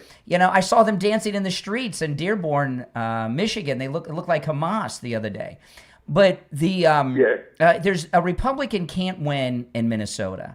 So that's a race that I'm really wasn't even following. You don't want to put your energy into wasted efforts. 100% right. I agree with you. Now I'm gonna with the data centers. I'm gonna have to. Steve's going to kick my butt talking about data centers. You know that, right? You guys are going to get me in trouble. The reason why it's gonna tie into this whole thing. President Trump's endorsements, your endorsements, they're great for people like me. They're great for people that pay attention to what's going on basically most of the year. But for the average soccer mom who could care less, and for the average idiot out there that just thinks about other things other than what's going on, it's politics. To me, you got to think about politics because that's your life. You pay taxes. Everything revolves around politics. And these data centers are basically there to support artificial intelligence. A lot of it has That's to do the with internet that. now. And Like if you go, by the way, I just say one thing on Mike Lindell. Somebody said, well, you said that he was 6 points ahead. Yeah, in the latest poll, he was 6 points ahead. That's why I'm telling you, the Republican establishment made sure he didn't win. Look what Richie found out they did with his microphone. He was ahead. Oh yeah, but he still lost. He was 6 points ahead, but he still lost. Like Spencer Pratt in L.A., right? But back to the AI. If you go and Google, I got to tell you that. If you go and Google something, you don't get a regular Google result anymore. You get a Google AI response. That's the internet now. It's the next level of the internet. AI is the internet. It's not separate. Google has an app that I put on my phone right next to it, and I can have a complete conversation. Ask what do you think I should have for lunch, and it talks back to me. It's so incredible. It's so incredible. You're never alone anymore because you can actually talk to this thing. But the point I'm going to bring up here, it has to do with the elections and your endorsements, President Trump's endorsements, people that don't pay attention to what's going on. At the end of the day, the artificial intelligence is going to sway every election in the world and in the United States. And a lot of it's not going to be true stuff. And if you don't know what the heck you're watching, you're going to suck it up. Well, I'll tell you, yesterday, okay, I'll give you an example about AI being so wrong. Yesterday, I got a call on my podcast, which you guys should listen. I podcast in the afternoon. It's just like this show. I take live calls, except there aren't so many restrictions on language and time. I don't have to be so quick with calls sometimes because I can break whenever I want to. But I got this call from this liberal guy who's freaking out at me, And then he says to me, "That's why your wife left you." And I said, "My wife left me?" He says, "Yeah, your wife divorced you." I said, "Who told you that?" He said, "ChatGPT told me that your wife divorced you." So I yelled into the other room because I got my studio at home. I said, "Hey, Kathy, did you divorce me?" She said, "Not yet." Okay, so I looked it up on ChatGPT, and sure enough, it said that I'm divorced. Now, my 30th wedding anniversary is coming up. Brian, I got a letter. Listen, it's funny. I got a letter in the mail a week and a half ago, and I opened it up. We're sorry to hear about we give you our condolences. It was my death. Yeah. Oh, they told you were dead. Yeah. So but AI now just to for the most part AI. Okay, like I'll use ChatGPT. Now there's different AI things. And there's apps like Tolan, and I know all about AI. I just don't talk about it too much on the radio because this isn't a tech show, and I want to have listeners. Okay, but for the purposes of this, I don't want to talk about things that drive the audience away. If ChatGPT, which is what most people use, ChatGPT is basically just a high-speed web browser like Google or Safari on Mac or Bing or Yahoo, or back in the day, Netscape. If you remember Netscape, that's what most of it is. Yeah. It's just the internet has gotten much faster, Richie. But listen, I'm going to take some other calls while I still have listeners. Talking about data centers and the internet, it's like a show killer. You're on the air. What's your name? Where are you calling from? Oh, this is Joan in Tampa Bay. Hey, Joan. Yeah, we need data centers. Of course, we need them. I don't know. Huh? Yes, we do. Yeah, I know. And also, what's his name? Elon. Elon Musk. He's working on making data centers like up in space too right now. Mm-hmm. Yeah. Yeah, and to that lady that said Florida's built up, Florida's empty. The whole center of the state is empty. Right. I'm in Tampa Bay. I'm in Hillsborough County. Oh, Hillsborough County's an empty place. Well, it does have a built-up place, but where I live, if I drive a half a mile down the road, there's vegetable fields. Exactly. If I get in the car and drive a couple miles up the road, it's farms, right? And I'm in a metropolitan area. And if I drive down Highway 60, there's cows. Yeah, it seems crowded because you live where the people are. Yeah, but the whole state, there's a lot of agriculture here. It's like crazy agriculture. Mm-hmm. Yeah, we need data centers. I don't know how you could be opposed to data centers. That's like being opposed to the telephone company and power plants. I mean, come on. Yeah. People are crazy. Mm-hmm. Yeah. I don't understand it. And I'm going to be 70 in 2 days. Oh, well, happy birthday. Happy birthday. 70 isn't what it used to be. So I remember when 70 was like old. I just saw today Ward Churchill died, 78 from a stroke. Ward Churchill, he was that guy, he was on Bill O'Reilly after 9/11 that said that he said what Hassan Piker says, that America deserved 9/11 and the people jumping out of the buildings were little Eichmanns. He died of a stroke at 78. And I was thinking, well, 78 ain't what it used to be. When I was younger, I'd say, oh, he's 78. He's lived long enough. You know what I mean? He's old. But as you get older, you don't think that. Both of my parents died around 96. Oh, well, all right. You're doing well then. Yeah, and I had a grandma that lived to 103. Oh, my goodness. Oh, my goodness. That's a long time. I know. I don't know if I want to go that long, but... You get to the point where I think when people get so old that you feel like you don't even belong anymore because the world changes so much. And you know what I mean? But listen, Joan, happy birthday to you. I got to run. I try to keep on point. Absolutely. Take care. I got to run. I'm very late for the break. We'll be right back.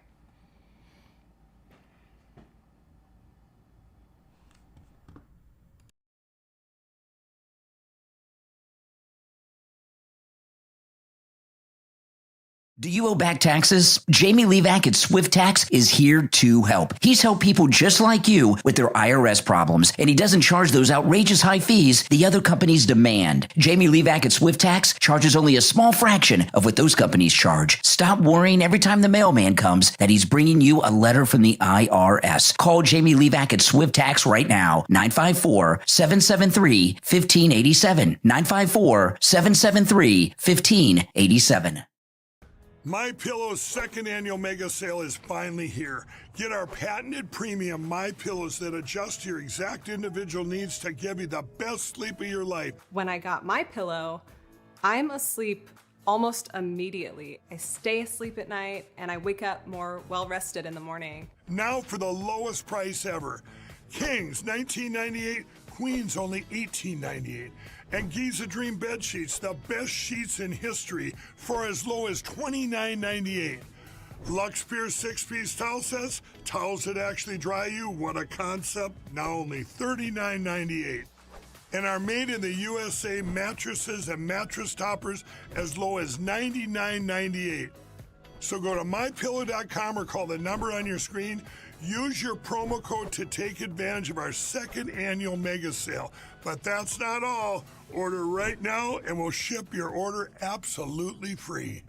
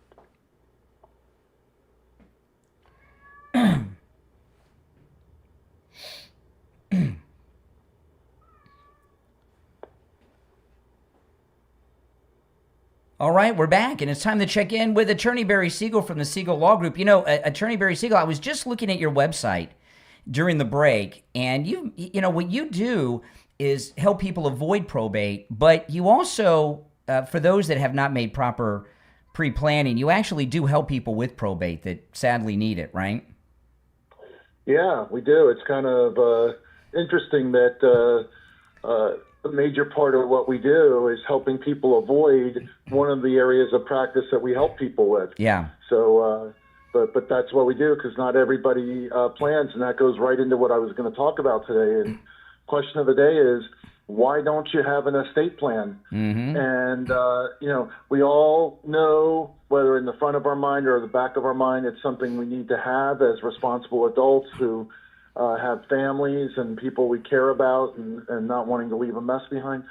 But, Brian, I meet with people every day, you know, for years and years and years, and I hear all kinds of things about things going on in families currently, and then I hear about things that happen after the fact when somebody dies because of the way the estate plan was done, or the way that, or the fact that it was not done, that could end up causing many issues between family members and creating rifts in the family. Oh, yes. I mean, imagine your family portrait and imagine it, you know, having a crack in it, because that's what can end up happening if you don't have a proper estate plan set up and you don't set things up properly. Your assets could go to the wrong people.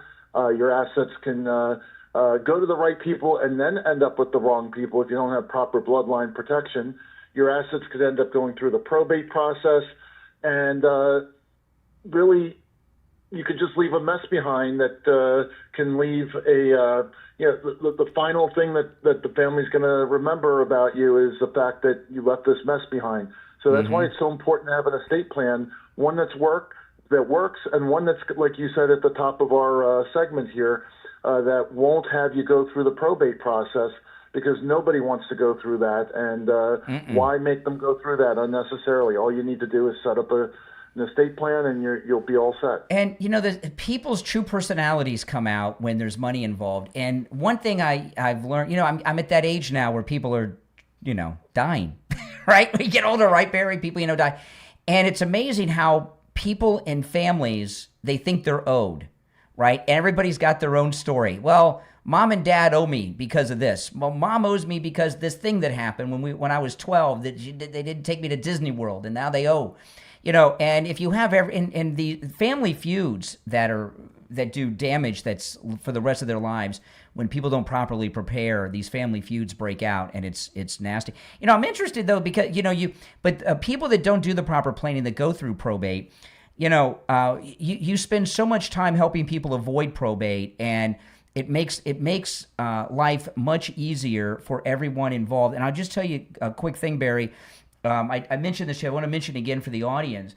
Someone in my immediate family recently had their revocable living trust updated with the Siegel Law Group. They had the trust done many years ago by another attorney, and it was good 20 years ago, but it was a little bit out of date.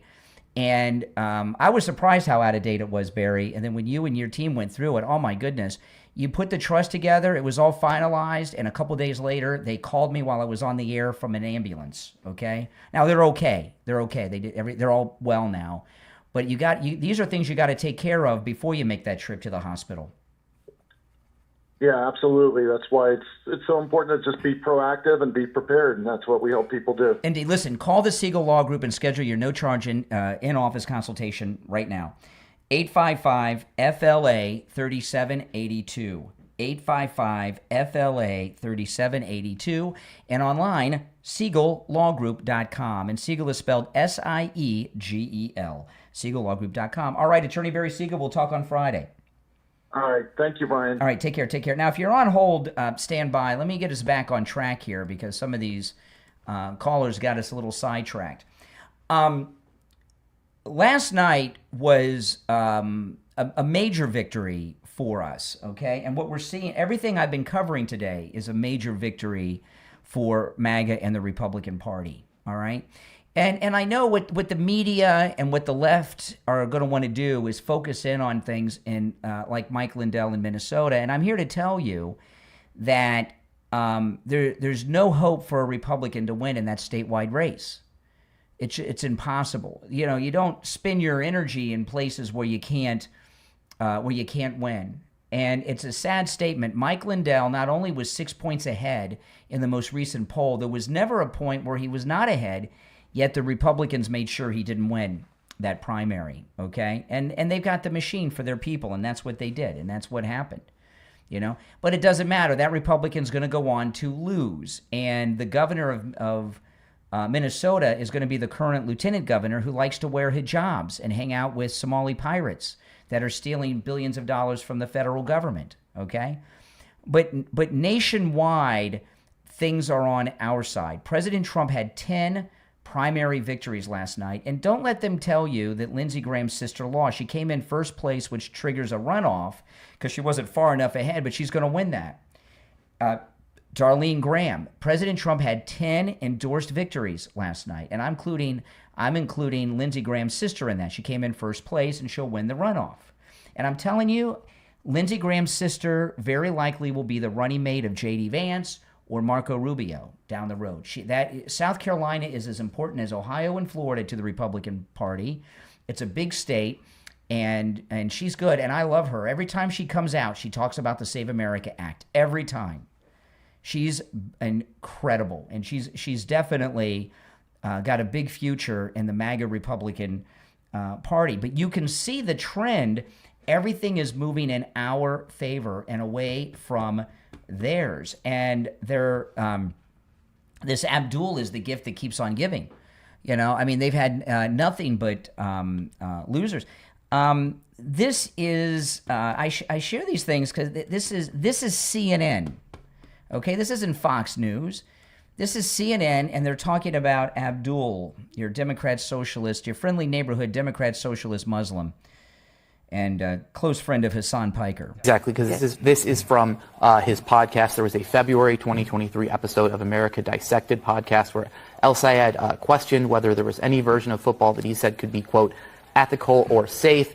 And he linked the culture of the sport, which he did play growing up, to something much broader. He said narratives that had been historically used to justify slavery, westward expansion, and other forms of oppression. Listen to Amir.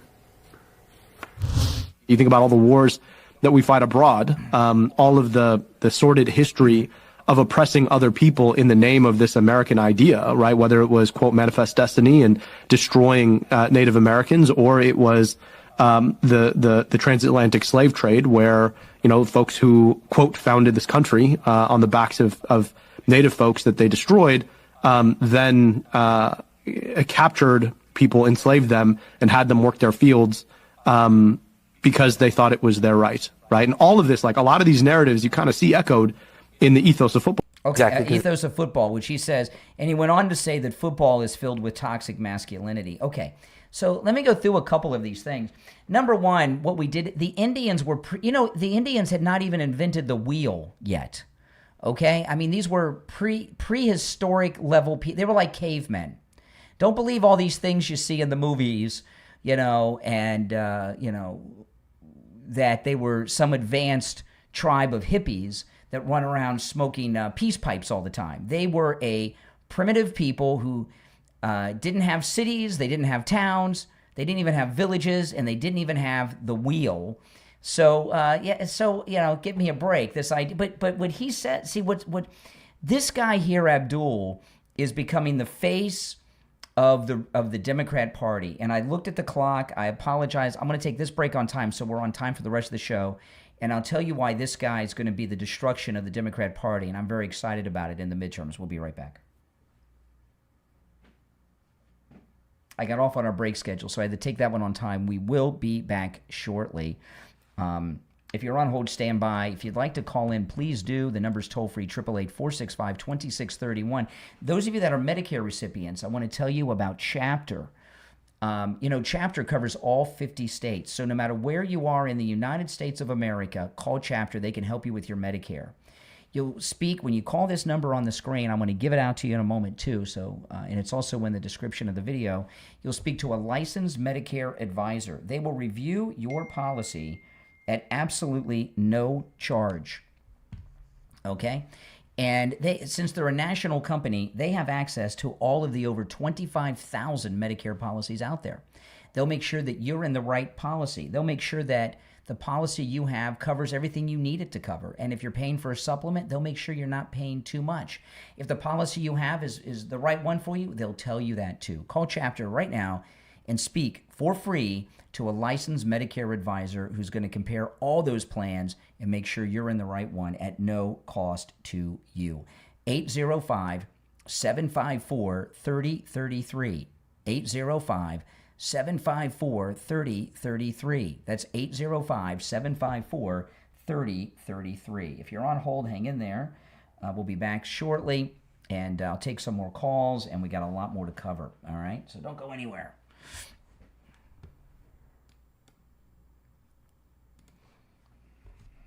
Okay.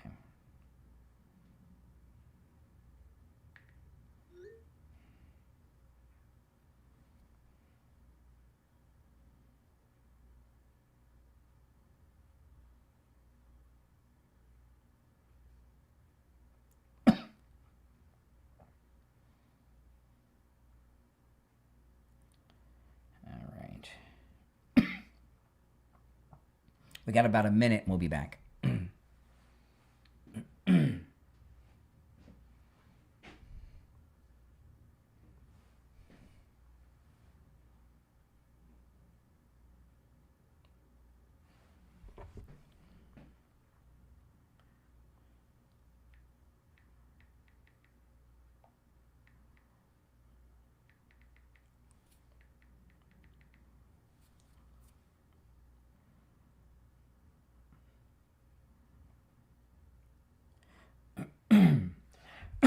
Less than a minute. We'll be back, guys. The show is flying by. It's almost 8 o'clock already. Holy smokes.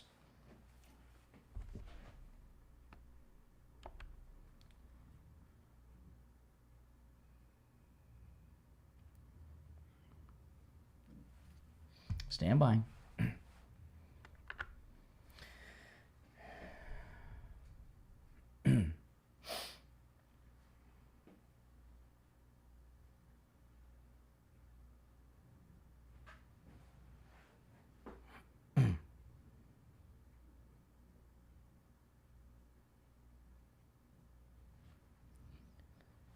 All right, we're back. You're on the air. What's your name? Where are you calling from? Good morning. Good morning, Brian. This is the Major calling. Hey, what's up? I just wanted to have give you some information for you and the listeners. We're talking about age and everything else and health.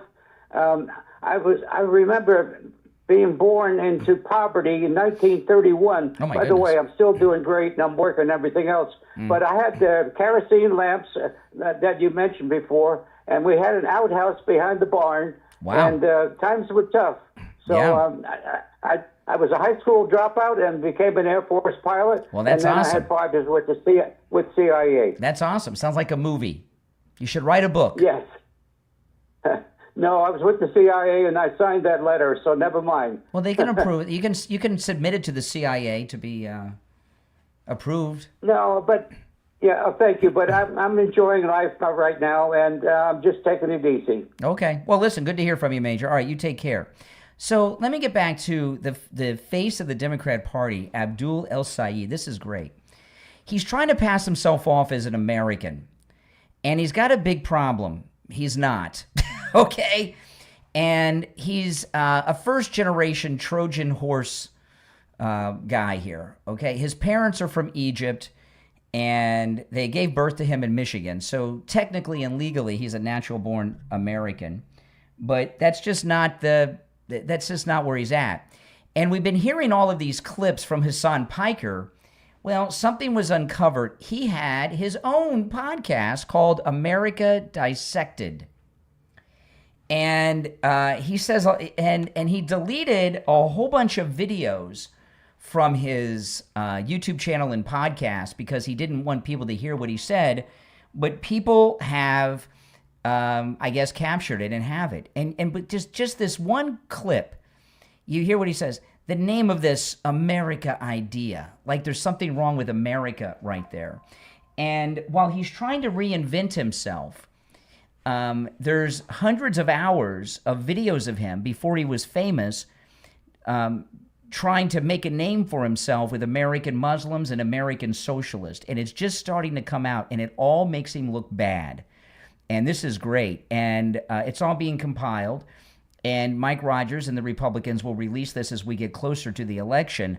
But Abdul, see, I was telling you guys the other day, they got overconfident. They thought because Mamdani won in New York, which was a fluke, that America was ready for Democratic Socialist Muslims, and that's just not the case. And they made this guy their front man, Abdul, and he's gonna be devastating to them come November. All right, let's take some more calls.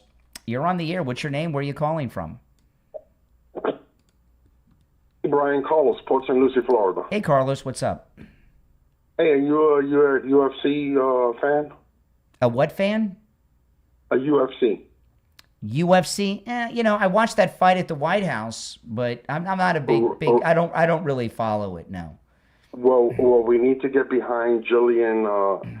She's gonna fight this weekend from Port St. Lucie, Florida. Oh well, we'll all root for her. Yeah. Oh, she's a MAGA girl, and we're gonna kick butt. Well, that's awesome. Is that a pay-per-view, or can I watch it somewhere?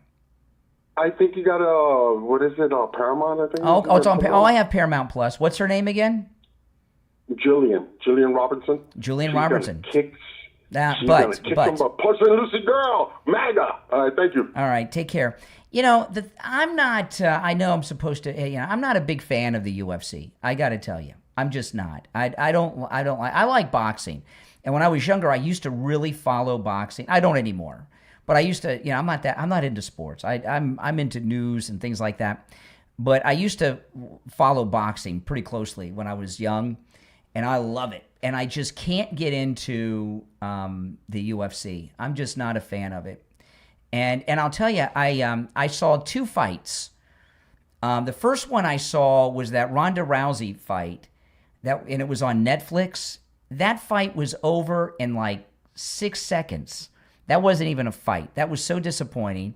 And then I watched the one at the White House, and the one at the White House was spectacular. I watched the final bout. I didn't watch all the fights leading up to it. I watched the final bout, and that was a really good fight. That was a really good fight. But I talked about this the next day, though, and I watched it because I've got Paramount Plus, and I watched it. And the problem with that fight is it was so good. The venue was amazing. It's hard to even believe it was real. And in the audience, you had the President of the United States and the entire cabinet there. And I talked about this the day after. I said, this fight, they've raised the bar so high that if I go and watch a UFC fight next week, it's going to be boring in some arena after watching this. You understand what I mean? But I'm just not. I'm not into the kicking and all that. That's just me, But I'm not a good judge of this because I don't follow sports at all. All right, now Hong lost in Wisconsin. And I want to, if you're on hold, hang in. I want to play this clip. This is Jen Psaki on MS Now last night. But what do you think this is saying right now about the electorate? Let me start with you, Eugene. I think part of it is I think it's more about us in the media that cover these things. Is we chase often what is the juiciest story that we can tell? What's the clearest story that we can tell about this election? What's the clearest story we can tell about this primary?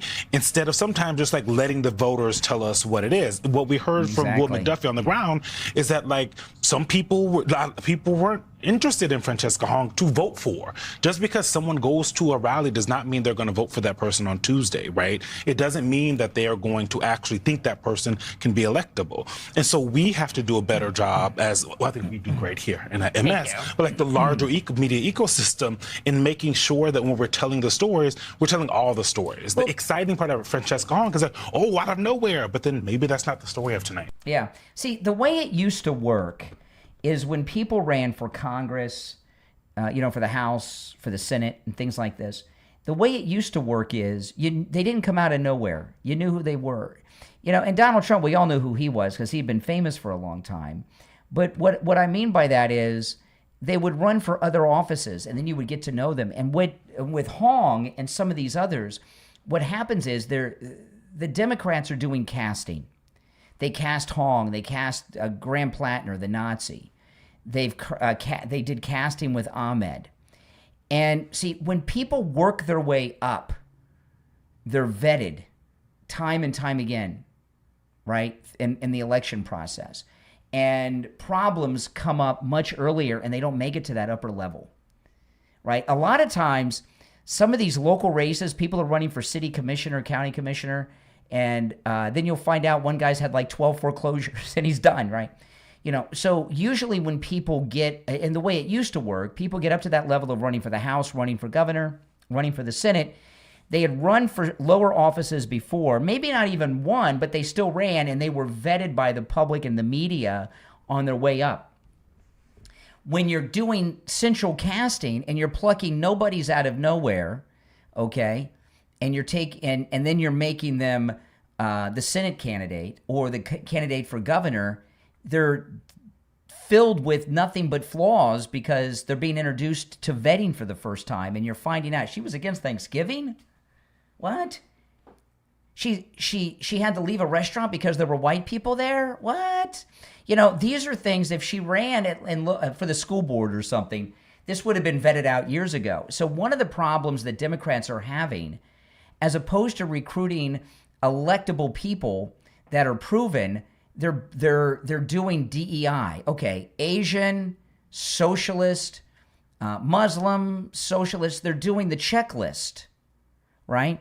And some of you, do any of you know women that are single and they're like 40 and above, and they have the list of everything? Okay, they're 45 or 50, they're looking for a husband. Okay, never married, earn $400,000 a year, no kids. You find a guy that has no kids, it's 40 or 50, you got a loser, and so they're doing casting So they're getting all, oh yeah, he looks like the Marlboro Man. He's got a deep voice. He's a socialist. Graham Plattner, he's our candidate. And then they find out he's got a Nazi tattoo, right? And that's what the Democrats are running into. I find it hilarious. And I saw Hong at the polling location yesterday. She looked like terrible.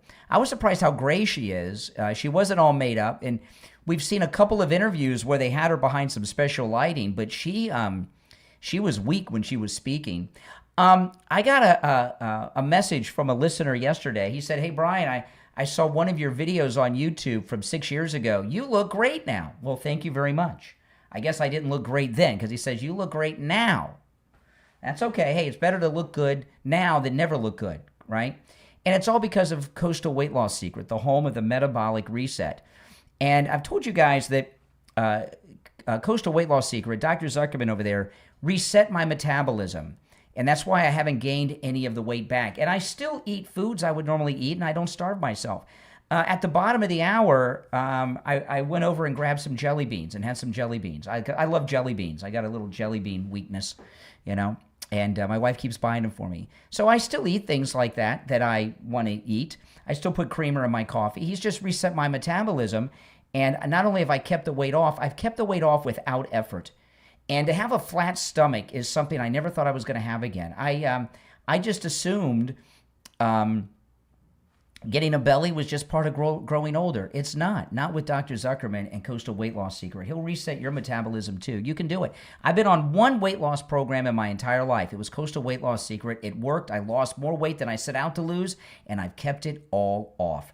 Give Coastal Weight Loss Secret a call. Virtual appointments are available, so no matter where you're located in the world, they can help you, okay? 561-359-3418. 561-359-3418. That's 561-359-3418. And online, coastalweightloss.secret.com. All right, 2 hours down, 1 to go. It's the Steve Kane Show, Florida's longest running radio show. We'll take our break for the top, come back with more calls. Steve Kane will be joining us. We'll continue to break down everything that happened last night in the primaries. If you'd like to call in, please do. The number's toll-free, 888-465-2631. 888-465-2631. It's a toll-free call no matter where you are listening. This is the Steve Kane Show, Florida's longest running radio show. On the radio since 1977, celebrating 49 years on the radio. Back right after this.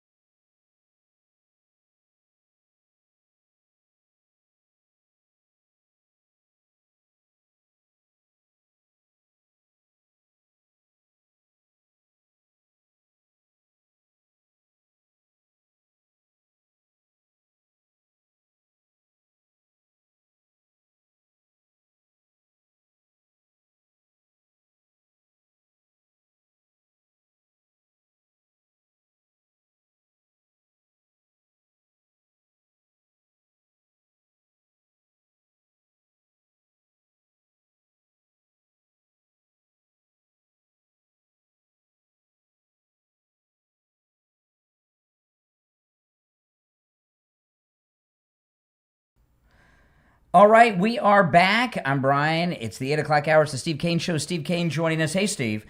Oh, man. Good morning. So President Trump had, let me count, 3, 6, 9, 10, 11 first place finishes last night from his endorsements. 11. Sounds very good. That sounds great. Mm-hmm. That sounds good. And they spend all their time, from what I can see, from what I didn't get to see, I fell asleep at a certain point, but they spend all their time disowning everything they've ever said before. I mean, it was unbelievable. Yeah. These people have no credibility whatsoever. I don't think it's going to be a problem. Oh, no. We've got it. You know, I was talking right before the top of the hour. One of the there's a lot of things that are doing the Democrats in. The incredible work and popularity of President Trump and all that. But the Democrats, they're using DEI to pick who their candidates are. And it used to be in the old days that people work their way up. Like, I'll give you an example. One of the great congressmen that we had in the state of Florida was E. Clay Shaw. You remember E. Clay Shaw? Remember E. Clay Shaw, yes. Steve? He was a Republican congressman. Well, he didn't just wake up one day and said, I'm going to be a congressman. He was the mayor of Fort Lauderdale for some time, for years, right? Right. And what I was experience. Yeah. Well, what happened? Yeah. And he's long since passed away, but he was a good guy. But anyway, he what they're running into with these candidates, we saw it with the Nazi Graham Plattner, this Hong that just lost, the Democratic Socialist in Wisconsin. We're seeing it now with Abdul in Michigan, the Muslim guy running for Biker. As opposed to people working their way up, they're doing DEI. Okay, we need a Democrat Socialist. Asians are popular here. So, okay, she's Asian. She's a socialist. She's a woman. Boom, she's our candidate for governor. Okay. We're in Michigan. There's a lot of Muslims here. We need a Democrat Socialist. He's a Muslim, and he can sing and dance for TikTok videos. Okay, Abdul's our guy. So what's happening is usually people get filtered out, and people don't usually just come out of nowhere and run for office, especially these high offices, right? Senate, governor, House. So what's happening is they're casting people through DEI checklist, and then people are looking into them. And then all these stupid things come out. Do you know, Abdul, see, that another thing with that generation, they live their entire life on the internet. So everything they've ever said has been recorded, right? Yeah. And fortunately for them. Yeah, it's kind of been that way for me because my whole life I've been talking in the microphone. So, but I'm very well aware of that. And, and you can bring up something that maybe I've changed my opinion. You'd be hard pressed to find some of the things you're finding on these people, unless you have any of those shows from that 20-something show that I used to do. If you can find if you have any of those, I'm in trouble. But anyway, this Abdul guy, the Michigan Muslim guy, right? He was talking about how Americans, and notice how he talks about Americans as if he's not one of them, right? He doesn't say we, he says Americans, So he doesn't even identify as one of us. He's trying to now. He was saying, can Americans celebrate the 4th of July without fireworks? Why do Americans have to use fireworks? Why are Americans putting fireworks off in the sky? So you see these interviews. I know that seems like a minor thing, fireworks. But if you see these interviews of him and you continually hear him say things that he's not an American, he's not one of us, right? He talks like a foreigner because that's who his audience was. And now all of a sudden, because he won a primary, he thinks he can pivot and sound like an average American Midwesterner who just prays 5 times a day in the Holy Quran. Well, whatever it is, it sounds like it didn't work last night for him. Well, he won his primary last week or the week before, but what's happened is he's become the face. Well, I'm not just talking about him. I'm talking about the candidates, the Muslim candidates as a whole. No, it's not going well. They spent their whole time taking back everything they said in the last couple of months. Yeah.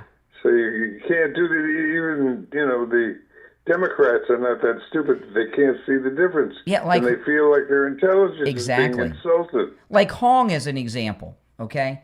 this thing about her being against Thanksgiving. If she had come up through politics in the right way, she would have been weeded out when she was running for county commissioner or something, saying something so stupid. And the Democrats, they're not going to do well in November because the way they haven't been recruiting electable candidates. They've been casting actors to fit a role in a certain area of the country, right? Like Graham Plattner was the Nazi. They got him because they thought he looked like the Marlboro Man, and he would attract men to the Democrat Party in that race. And then you find out he's a Nazi who's been accused of rape. So they're not vetting; they're casting, and people used to be vetted before they got to this level. And that's why they're flawed people that are going to be destroyed when we get to the general election in the primary. Now I was talking. Yeah, the audience has changed for them in the days of the primary. In the past, they used to be able to say all this anti-American crap, and they were talking to an audience that was sympathetic to those bizarre ideas. But now it's, no more Mr. Nice Guy. Exactly. And the public has turned on them, and it's going to continue to go that way. Indeed. You got to hope. Yeah, exactly. So things are going well for us. And, and President Trump had 11 endorsed first-place finishes. Now, I'm including in that, because the president's including that, Darlene Graham, Lindsey Graham's sister, there's going to be a runoff in that race. Okay, she came in first place, but not by enough to declare victory. So there's going to be a runoff in a couple weeks, but she'll win it because she already won, right? She'll win it. And Darlene Graham, I love her because every time she talks, all she does is saying, we need to pass the Save America Act. And the last thing her brother was working on was trying to pass that. So she's made it her mission to pass the Save America Act. And I'm predicting that she's going to end up being the running mate for J.D. Vance or Marco Rubio when they run. She's going to be vice president one day. Oh, you don't like Darlene Graham? I didn't say I didn't like her. I don't think she's a good presidential candidate. She doesn't have the experience. Yeah, she's good. I like her. When you're picking a vice presidential candidate, you've got to pick somebody that is qualified to be president. And I think she's fine to be a state senator. I think they'll shepherd her through and hold her hand and get her used to the job, and they'll ease her in, and she'll be okay on the senatorial level. But I don't believe that she's going to be set to run problems. For example, what's going on in the Mideast. Oh, I don't know. I think she's very good. She's going to do. She is going to be a MAGA Republican leader for the rest of her life when she pulls. Yes, whatever that means, you're right, but that doesn't mean she's qualified to be president. Well, I'm talking about vice president. Of the United States. I'm talking about vice president. Well, but the vice president has to be qualified to be president. Yeah. Doesn't he? They could. Yeah, they could be, but I like her, but you look at who we have, and they've got nobody, right? They have no one. But I'm going to make I know who the Democrats, president and vice presidential candidates are. They're looking to make them in 2026. It's going to be Fetterman at the top of the ticket and AOC at the bottom of the ticket. Fetterman and AOC. That's who they're planning on running. Mm-hmm. Now, anything could change. Anything could... Never. Well, Fetterman's wearing suits, and he sounds so reasonable all the time. I understand, and I love him. I think he's a great candidate, but he's not going to be the presidential candidate. For the Democrats? He's alienated too many people in the party. Well, he's gonna run. Hold on, Steve. Let me answer these lines that are coming in.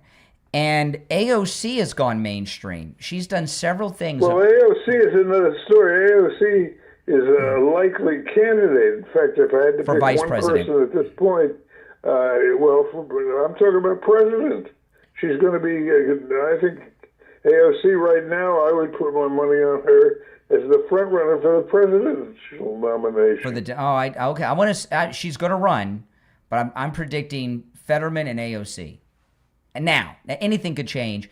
She's been doing weird stuff, right? She's distancing herself from the socialist, and then she did this weird freezing her eggs thing yesterday. I mean, over the weekend, this thing what the hell was that about? I'll tell you, okay? So she did this egg freezing thing over the weekend, and then yesterday she released a video of her on the way to the gym. She was wearing a sports bra and yoga pants, and then in the afternoon she announced she dumped her fiance, that weird guy she's been with since college, right? And what AOC is doing is she's trying to sound more reasonable and rational and mature politically, but she's also trying to make herself sexually desired by men to get their support to run. So the freezing of the eggs was to let people know that she's capable of becoming pregnant, right?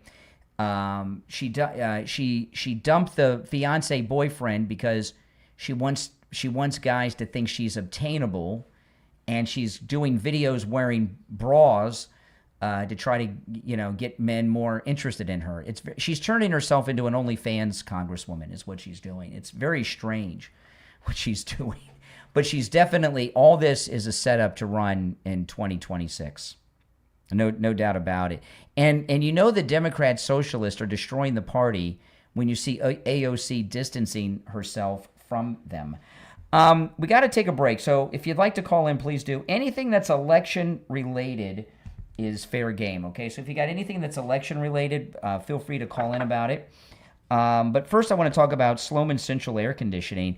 If your air conditioning is blowing hot air, if it's running all day and not cooling your house, if you have rooms in your house that no matter what you do and how long or how low you set your AC, they're still hot, you need a new air conditioning unit. And Sloman's Central Air Conditioning is offering a high-efficiency 5-ton 18-SEER system that uses R454B refrigerant for just $59.99 with zero down, zero payments, and zero interest for 18 months. It comes with a 5-year bumper-to-bumper service plan, which includes annual system maintenance, filter replacement, and refrigerant, so there's no annual maintenance cost. And you'll also receive the Sloman Shield home security system installed with 5 years of professional central station monitoring included with your AC package. Give them a call right now. 561-217-COOL. That's COOL. 561-217-COOL. 561-217-COOL. We'll be right back.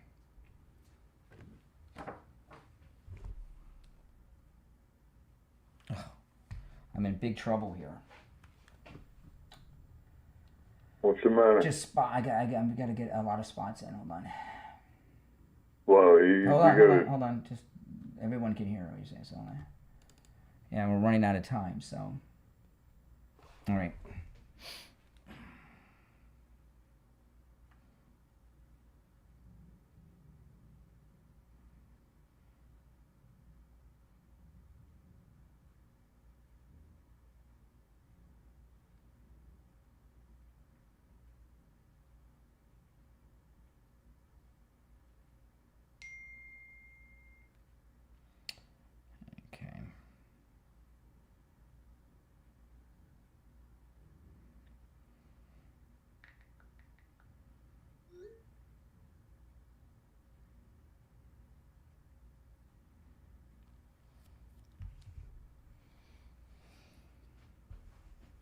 Ugh.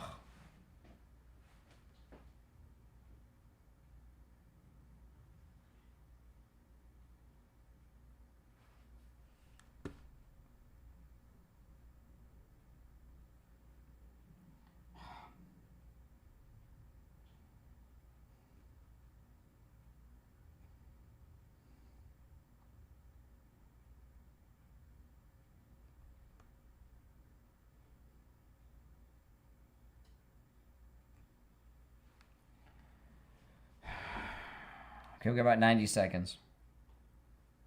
All right.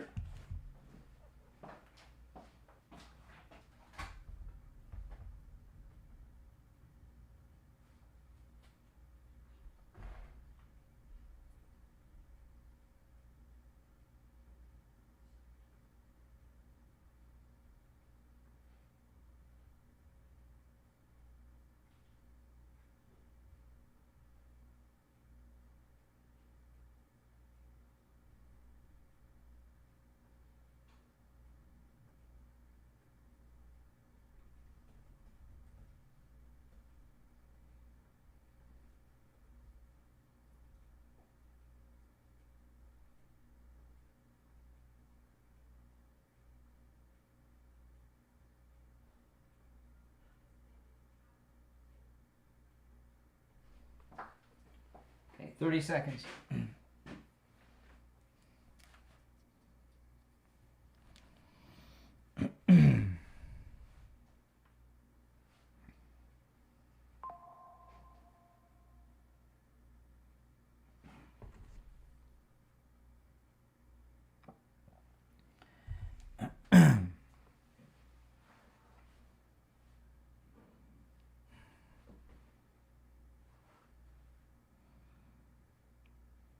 All right, we're back. It's the Steve Kane Show. I'm Brian. Steve Kane is here. Our number is 888-465-2631.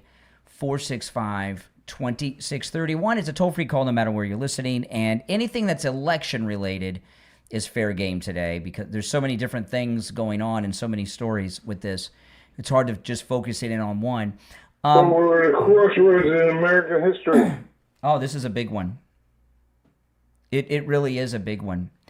And, you know, I was talking earlier, Steve, in Florida, we are way ahead. This is the first time this has ever happened. Republican early voting and mail-in voting is far surpassing Democrats.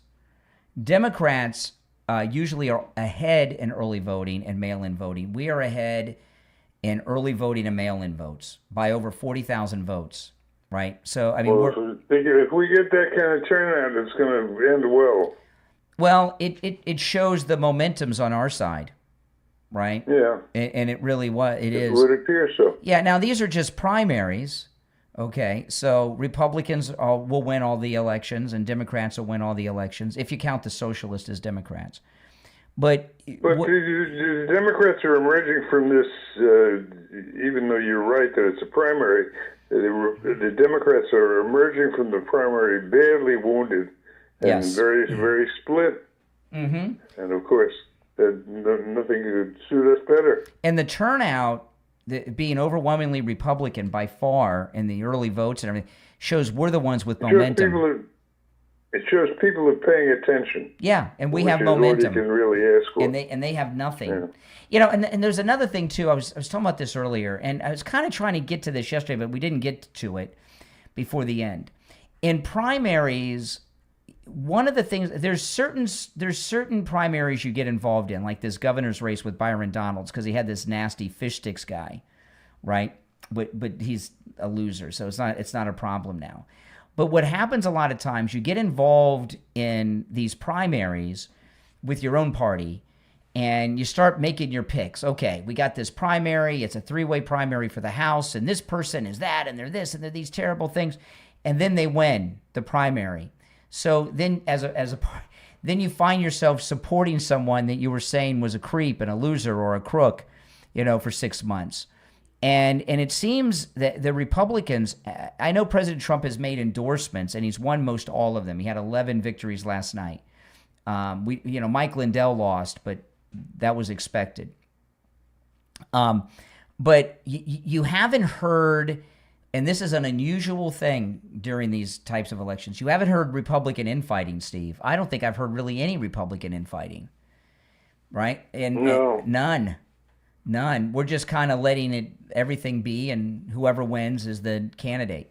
It's very interesting. Never, yeah, and the only thing there's been any controversy is with the governor's race in Florida, because everyone, Byron Donalds in the last poll, and he still maintains this, has a 36-point lead from the number 2. Mm-hmm. And that's amazing. But these guys that were lower than him, in particular Fish Sticks, who's in 4th place, were throwing mud at Byron Donalds. We've talked about that a little bit. But Byron Donalds did not even agree to debate the other ones because he's so far ahead. They're not at his level. Why debate them? And by the way, you keep referring to Fish Sticks. Who is Fish Sticks? Fishback is his name. He's running in the Republican primary for governor against Byron Donalds. I call him Fish Sticks. How did he get the name? Give me the etymology. His name is Fishback, and he's a punk, and I call him Fish Sticks. Okay. Yeah. Is that what they're calling him in the newspaper? No, that's what I call him. Fish Sticks. Oh, okay. All right. It's just a little ridicule. So you've left an indelible mark. Oh, I'm sure I'm not the first person to call him Fish Sticks in his life. He probably grew up with that in school. It's a pretty good one. But usually Republicans are fighting it out, and people have called us in the last couple of weeks to get involved in these primaries with different House races and such, and I've been resistant to it. And the ones that have called me about that are either Democrats or never Trumpers, and the purpose for that is they want us to hold on, see, we'll answer these lines. What they want us to do is attack a Republican, and in case they win the primary, they want to be able to say for 6 months, oh, you want us to vote for this guy running for Congress? You said he was a creep last week. Well, we're not falling for that trap. But when our primary's over, we'll start talking about them. But things are going very, very well. All right, you want to take some calls? Let's do it. All right, 888-465-2631. You're on the air. What's your name? Where are you calling from? Good morning, Brian and Steve. This is Dave from Pennsylvania. Hey, Dave. David, how are you this morning? Good. And yourself? Good. I heard you guys talking about Lindsey Graham's sister, and Brian was mentioning about, maybe he'd like to see her as vice president, which she sounds like she's okay, but my thing is she just got her foot in the door, and I don't want her to be another Bondi or Barrett or, somebody that might disappoint you. And who I would think would be a good running mate, I like Rubio as president. And Rubio is great. I'd like to see as vice president would be Laura Loomer. Oh, well, you're playing fantasy games. I think she'd be good, though. Yeah, but I mean, who would be good? I mean, but why talk about people that aren't going to make? I would love Laura Loomer to be vice president. That'd be great. I'd have such access. I'd get to go to the White House. I'd get to go to the, you know what I mean? I'd get to go to the correspondence dinner. I'd get to go to, I'd be good for me, but it's not realistic. Yeah. I don't know. That was just my take on it. Okay. All right. Thanks for your call. All right. Take care. Take care. All right. Okay. Hold on, Stephen. The phones are ringing off the hook. I've lost track of the order which everyone's called in. So it's, it's the way it is. All right. You're on the air. What's your name? Where are you calling from? Yeah, it's on Westlake Work. Yo, wouldn't Graham's sister be DEI also, or is that only reserved for people of color? Wouldn't that be a DEI hire? No. Unless the D stands for death. Death of elder. I don't know what the I would stand for. But death of elder brother. Since you're hold on one second. Stop. Since you're so worried about it, what makes you say, where do you disagree with his sister politically? You obviously you're not in favor of her being the candidate.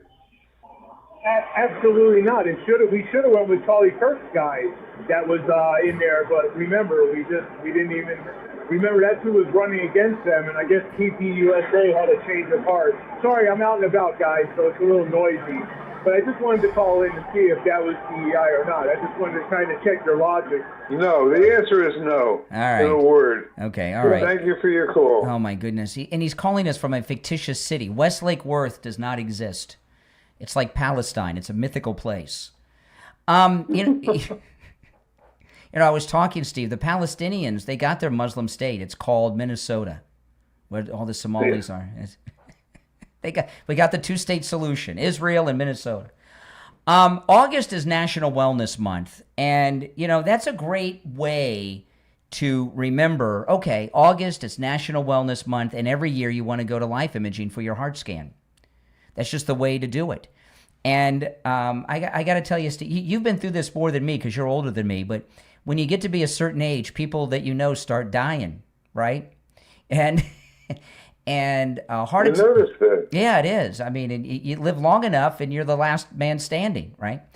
But every time I read a newspaper, I see exactly somebody I know. Exactly. But a lot of people, they die from both heart attacks and cancers, and everyone that I have not known a single person who's had a heart attack, whether they died or survived, where they said, oh, I knew it was coming. I knew that heart attack was coming. I've never heard that before. They always say the same thing. I can't believe it. He went to the gym 3 times a week. He golfed every weekend. He was mowing the lawn. How did this happen? Well, that's how it works. Because your heart, your arteries, even when you have massive blockage, adjust, and there are no symptoms until you have that widowmaker heart attack.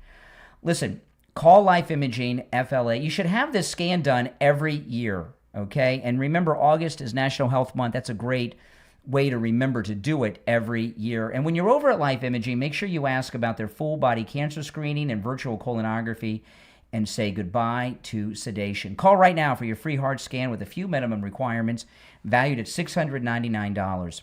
From your cell, dial pound 250 and say free heart scan. That's pound 250. Just say free heart scan, and you will be connected in seconds. They have locations in Broward, Palm Beach, Dade, and Orlando. We'll be right back. Okay.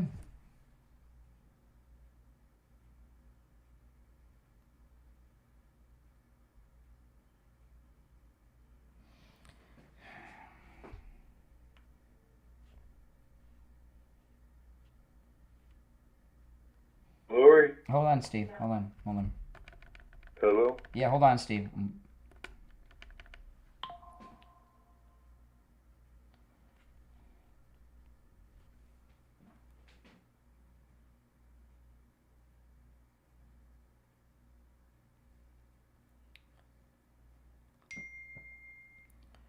Okay, I've still got to do...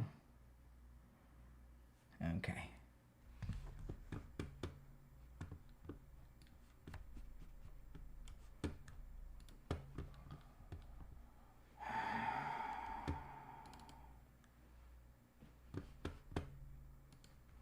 Okay, hold on, Steve, for a sec. Okay. Steve, are you there? Yes, I'm here. Okay. Hang in there.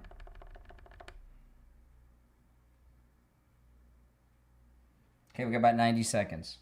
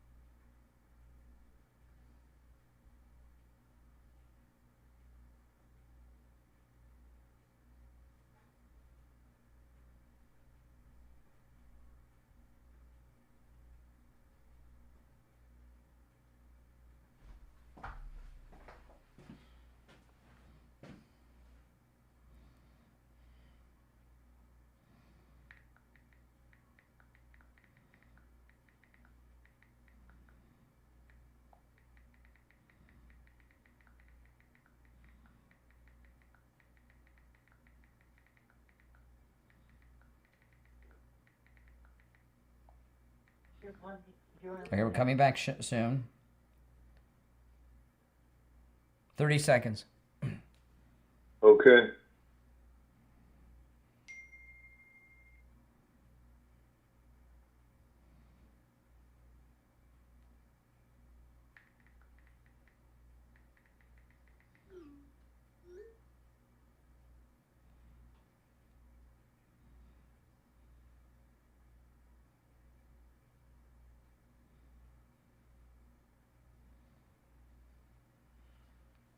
All right, we are back. I'm Brian. Steve Kane is here. See, the phones are ringing. You know, AOC broke up with her fiance. She's been with since college, and I was just reading. They're saying that he's worth millions of dollars. That she if they got married, she'd have to. So is she. No, she's not. She is not. Based on the money she stole. AOC is not. She's worth a couple $100,000 on her financial disclosure. And if they got married, they would have to disclose. That would become part of her. She's the only Democrat socialist who's not a millionaire. They're all millionaires except her. But and I don't know. I was just reading this during the break. But if they got married, it would have become part of her financial disclosure. So, she doesn't want to get that label. All right, you want to take some calls? Let's do it. All right, take care. All right, hold on. You're on the air. What's your name? Where are you calling from? Richard from Pompano. Oh, hey, Richard. Yes, Richard. Let's get myself together. Okay. I'm having trouble here. That's okay. Go ahead, take your time. The senator from Philadelphia, the big tall guy that had brain surgery. What was his name? Fetterman, yes. Fetterman has said repeatedly, if these new policies by the Democratic Party, anti-Israel, and he had another list, but he was stressing anti-Israel, and he hinted that I've had enough of this. It's a moral thing. I may have to switch. Do you think to a Republican? No. There's been over behind closed doors. Nope. Wait. Do you think there's discussions behind closed doors to get him to switch? No. The Republican? No. I'll tell you why. There's been a couple of high-profile Democrat senators. The most famous is Joe Lieberman. The other one, I cannot remember his name. He did this right before Joe Lieberman. But they were fed up with the Democrats, and they switched parties, and they became independents. And then when they become independent, they still caucused with the Democrats. It was such a joke. So if Fetterman did that, he'd become an independent. All right. You know what? I think as that part of the news was a commentator said he would probably become independent. It's coming back. Well, they're why, yeah. Okay. And when they're independent, they decide who they want to caucus with, and they always caucus with the Democrats, meaning their seat counts towards the Democrats. It's all garbage. I'm just so glad he's speaking clearly now. He's recovered. No, but he votes with the Democrats almost 100%. He talks right, but he votes with them. You can't trust Fetterman. I just want more. All right. I just want more Republicans in there. Well, he's not one of them. All right, you take care. That's and I don't think. Oh boy, yeah. Okay, I got you back. Okay, I don't think he's going to leave the Democrats because that would stop him from running for president. He's going to stay a Democrat. What the Democrats are doing is they're trying to rebrand themselves as moderates, and that they've realized this wackadoodle liberalism, wokeism, is not electable outside of Manhattan, right? Or San Francisco or something. So they're going to try to come back as normal people again. That's why AOC is doing the thing she's doing. It's why Fetterman's talking the way he's talking. All right, you want to take some more calls, Steve? All right, let's go. You're on the air. What's your name? Where are you calling from? Yeah, this is Steve from Staten Island. Hey, Steve. I do. The thing is, on the last call, my feeling is on Fetterman is this is the only guy who has a sense. Amazingly enough, with the Democrats, he has a sense and he can figure things out. That's the thing. What I love about the guy, and he is. I say, yeah, he's faithful to the Democrats, but he sees the Democrats are going a little crazy. So I agree. If anything, he'd rather be independent. You talking about who you talking about? Fetterman? Fetterman, yeah.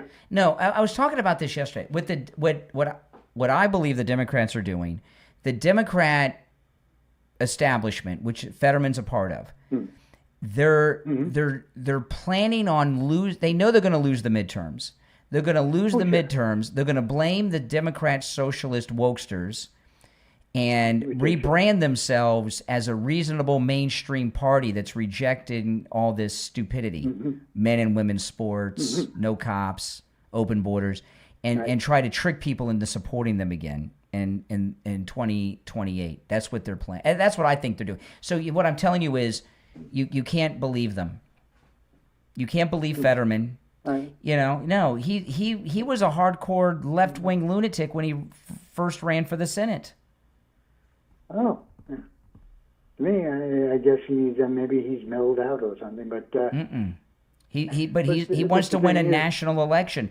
Plus, Pennsylvania went for Trump, So it's gotten more conservative. So he's worried about his own reelection in 2 years. Right. True. The thing is that Trump and the Republicans have been kicking butt. They've been doing it. You look at the fact as their, let's say, report card, A+. Now the thing is, like they said, they're so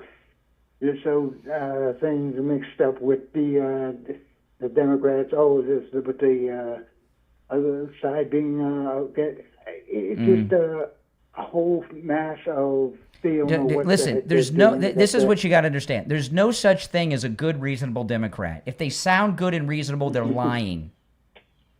No, I never heard anything good from them. Yeah, so don't be tricked by Fetterman sounding reasonable or AOC turning herself into an OnlyFans girl, Congressman. You don't be fooled by them. They're still. What are you talking about? You saying you don't think Fetterman's for real? No, I think he's a complete liar. Give me something to back that up. Give me an example. I tell you this every. He votes with the Democrats over 90% of the time in the Senate. That's, what difference does that make? Well, it means that he's not really reasonable. He says the right things on television, but when it comes to the votes, he's with them. Well, he may believe. I'm sure he has. I'm sure he believes some of the Democratic beliefs, but he doesn't like what they've become. And if he doesn't deserve credit for standing up and taking flack, nobody does. I don't think he stood up. You know, what he doesn't like that they've become are losers, and he wants the Democrats to be winners. So he's trying to pass himself off as a reasonable person. He's not. No, you can't trust him. No. Well, I disagree. I mean, look, he's even wearing suits. Yeah. All right, hey, let's appreciate the. He's even wearing like proper clothes now. He's not wearing the basketball clothes anymore. So what? He's a liar. He's a liar. What does he lie about? Steve, because he says good things on TV, and then he goes and votes with these nutbags on the left. Well, he's not a Republican. Nobody says he's a Republican. He's an old-fashioned Democrat, which means that he believes in a lot of things we don't. Which is everything. But that doesn't mean he doesn't have courage to stand up the way he has. He does stand up against the anti-Semitism. That is true. Well, you must have to give him credit for that. I don't believe him. I don't trust anything Fetterman says. Yeah. Nothing. All right, okay. There's no such thing as a good moral Democrat. They're all evil. All of them. Well, none of them are good. I find when I talk to Democrats, a lot of them are basically confused, and they don't really understand what's going on around them, and they have a lot of beliefs that are incorrect. But I wouldn't call them all liars. I'm not talking about. Horrible. I'm not talking. We're talking about different Democrats. I'm talking about the Democrats that hold office or run for office. I'm not talking about like regular people. Most regular people that are Democrats are just uninformed. So we're talking about two different groups of people. All right, we'll take another call. Yeah, well, they're uninformed, and the other thing is they stay away from news sources that would give them information they don't want to hear. That's correct. Well, let's take one or two calls before we break. Okay. Go ahead. The Gold Report's coming up. You're on the air. What's your name? Where are you calling from? Hi. Good morning. This is Dave from Martin County. All right. Hello, David. How are you? I just. Good morning, Steve. Good morning, Brian. I was looking for a website that would be good to find a MAGA-endorsed candidate in South Florida. Some of them, I'm just afraid I'm going to find a fake one. Yeah, you probably will. Any, it's called Donald Trump's True Social. If Donald Trump says they're okay, they're okay.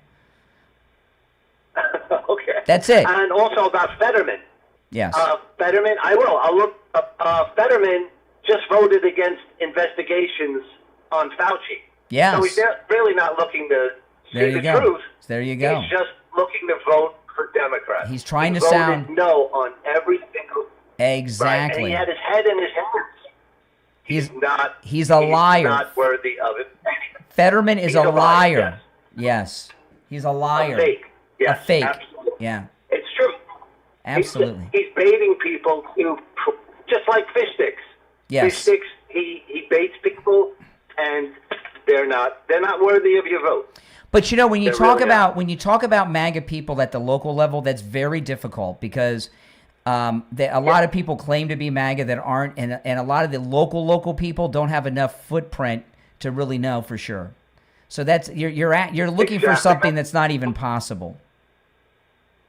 Right. Yeah. It's I don't want like a Lisa Murkowski Oh my in goodness! sheriff's office. God forbid. Yeah, I'm not a something big. like that. I'll tell you though. something I don't know. You're in Martin County. I meant the sheriff of St. Lucie. Was it Martin County? St. Lucie County. Oh my God, he's a good MAGA guy. I don't know who the sheriff is of Martin County. Right. Oh, I'm just using that as an example, but I don't want any fake. I don't want any rhinos or fake MAGA. But you know, when at these local levels, like in Broward County, DeSantis appointed the sheriff, right? When he got rid of Scott Israel after Parkland, and then all kinds of things came out about this guy with his South Beach parties and some things about his youth. I mean, you know, just because someone's That's right, but now my memory just got jarred. You don't like Marco. I do love Marco Rubio. I have no problem with Marco Rubio. Marco Rubio's awesome. You didn't switch against Marco. No, I now when he ran against Trump in 2015, I wasn't supporting him, but neither did you. You were holding it against him. No. I tried to talk you out of it.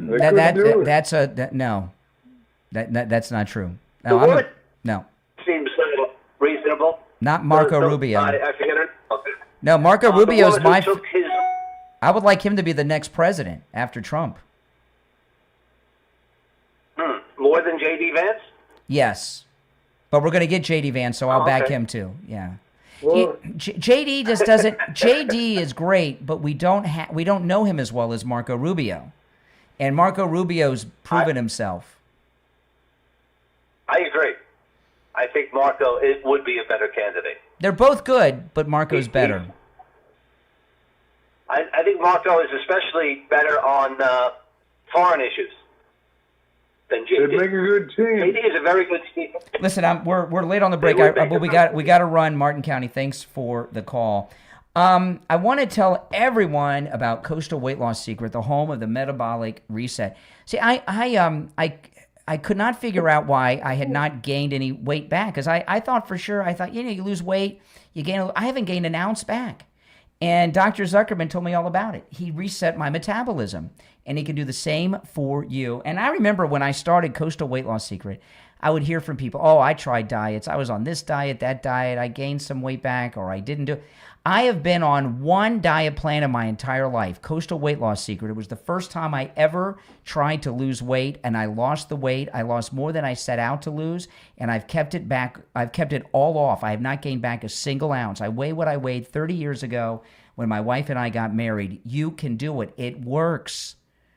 Give them a call and schedule your no-charge consultation. 561-359-3418.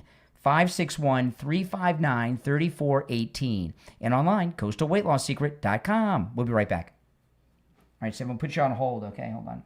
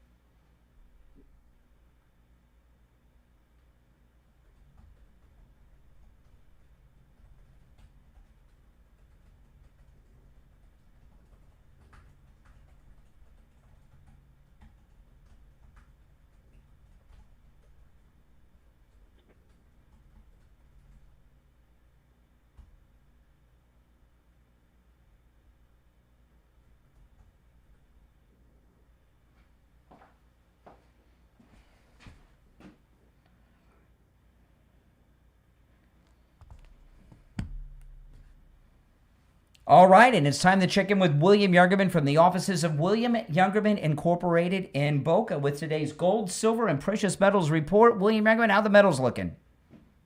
Metal's very strong today. CPI came out as expected. All the indications that the Fed would or would not raise interest rates, and that pushed the metals even higher. Overnight, we saw gold trade in a range of $4,361 on all the way up to $4,439 on the high this morning. Yesterday, we saw gold close down $21 at $4,367.10 after trading as high as $44.36. Silver closed out the day down $1.03 at $64.56. Platinum was down $13 at $17.37, and palladium was down $20 at $1,344. Overnight, again, gold trading in a range of $43.61 all the way up to $4,439 this morning. And that number right now, we're at $4,422. That's up $54.90. Silver up $1.89 at $66.45 the ounce. Platinum up $46 at $1,783. And palladium up $38 at $1,382 the ounce.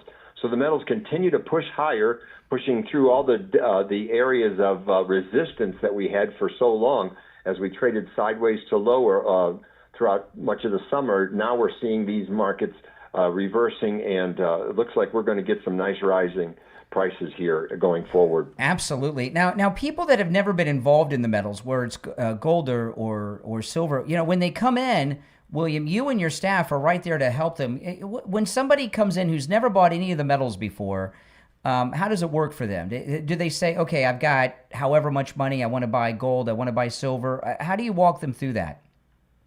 Yeah, many people do it that way, but basically we're always ready to talk and advise and give as much information and education that we can to all of our clients, and we feel that's the best way to do it. And we try to help them to design a portfolio that fits their particular needs. That's right. That's right.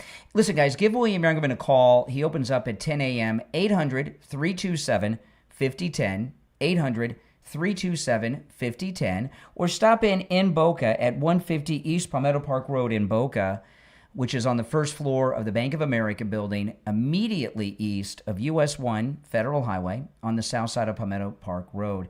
And you can find both his address and phone number on his website, williamyoungerman.com. All right, William Youngerman, we'll talk tomorrow. Okay, have a great day. All right, take care. All right, Steve, you back with us? Yes, I am. All right, I'm going to take another call or two. Phones are ringing off the hook. All right, you're on the air. What's your name? Where are you calling from? Hi, Joellen from Fort Lauderdale. Hey, Joellen. Hey, Joe. Hi there. So, you know what? I don't think Marco Rubio is going to run in 28. I just saw a podcast with Katie Miller did with he and his wife. I just got that sense that he is not going to run, and I'm so sad about that. What Marco Rubio has said repeatedly, he said he says, my best friend at the White House is J.D. Vance. He says, if J.D. runs, I will not. I've heard him say that many times. Yeah. So, you know. My guess is Marco Rubio's been in government for a long time. He probably doesn't want to run in 28. He probably wants to leave and make like $50 million and then run, right? I mean, he'll come out of this. This will be his chance to really rack up some money, which is what they do. There's nothing wrong with that. He just seems like very simple, very simple. I was really surprised at some of the responses he had to. It was a great interview. I really loved it. I'll tell you this. His wife's a Miami Dolphins cheerleader. Okay. Yeah. And she's very above his level, right? Typically. So so he's got some skills of negotiation. There's no doubt. He is very normal. I interviewed him once and he called me. I was shocked. He called me on my cell phone. I don't know how he got the number. He's got some connections. And he's a very normal guy. I will agree with that. Yeah. He's very, very. He's not one of these groomed and bred politicians. That's like a Mitt Romney type. He's all fake. Yeah, not at all. I just really got a different sense when I listened to him. But his wife, they're very, very family oriented, and I don't know. I just don't think that he's going to run. He said he's not anyways, going to if JD does, and passing over the vice president doesn't work out too well. To pass over the vice president would not, it wouldn't be good, unless there's a reason. Right. Yeah. Well, the reason would be if Trump decides not to endorse him. And Trump's still going to have a large say in who precedes him, don't you believe? Trump will decide who the Republican nominees are for the rest of his life. Exactly. Yes. Exactly. Yeah. Okay. So why are we speculating when the answer to the question is whoever Trump picks? Well, people are getting excited. The biggest problem we have is we have too many good people. That's a good problem to have. Yeah, I would agree with that. All right. Appreciate the call, Joe Ellen. All right. Take care. All right. Let's see here. We got time for another. Let's go. You're on the air. What's your name? Where are you calling from? Hey, good morning, Brian. It's Bob from West Palm. How you doing? All right. Hey, Robert. Yeah. We there? Yeah, go ahead. Yeah, hey. So, you had a caller looking for some good MAGA names for the local elections. I can give you a few if you'd like to hear them. No. I don't give out websites that I don't Well, they vet. can do their own homework. No. They can do their own homework. No, yeah, exactly. Okay. I mean, who knows? You could be sending people to the Aryan Nation website for all I know. I can't send people to websites I haven't checked out. That'd be crazy. People can do their homework. That's right. They can. They can. All right. I appreciate the call. All right. No, probably his side he wants to. I was talking earlier in the week.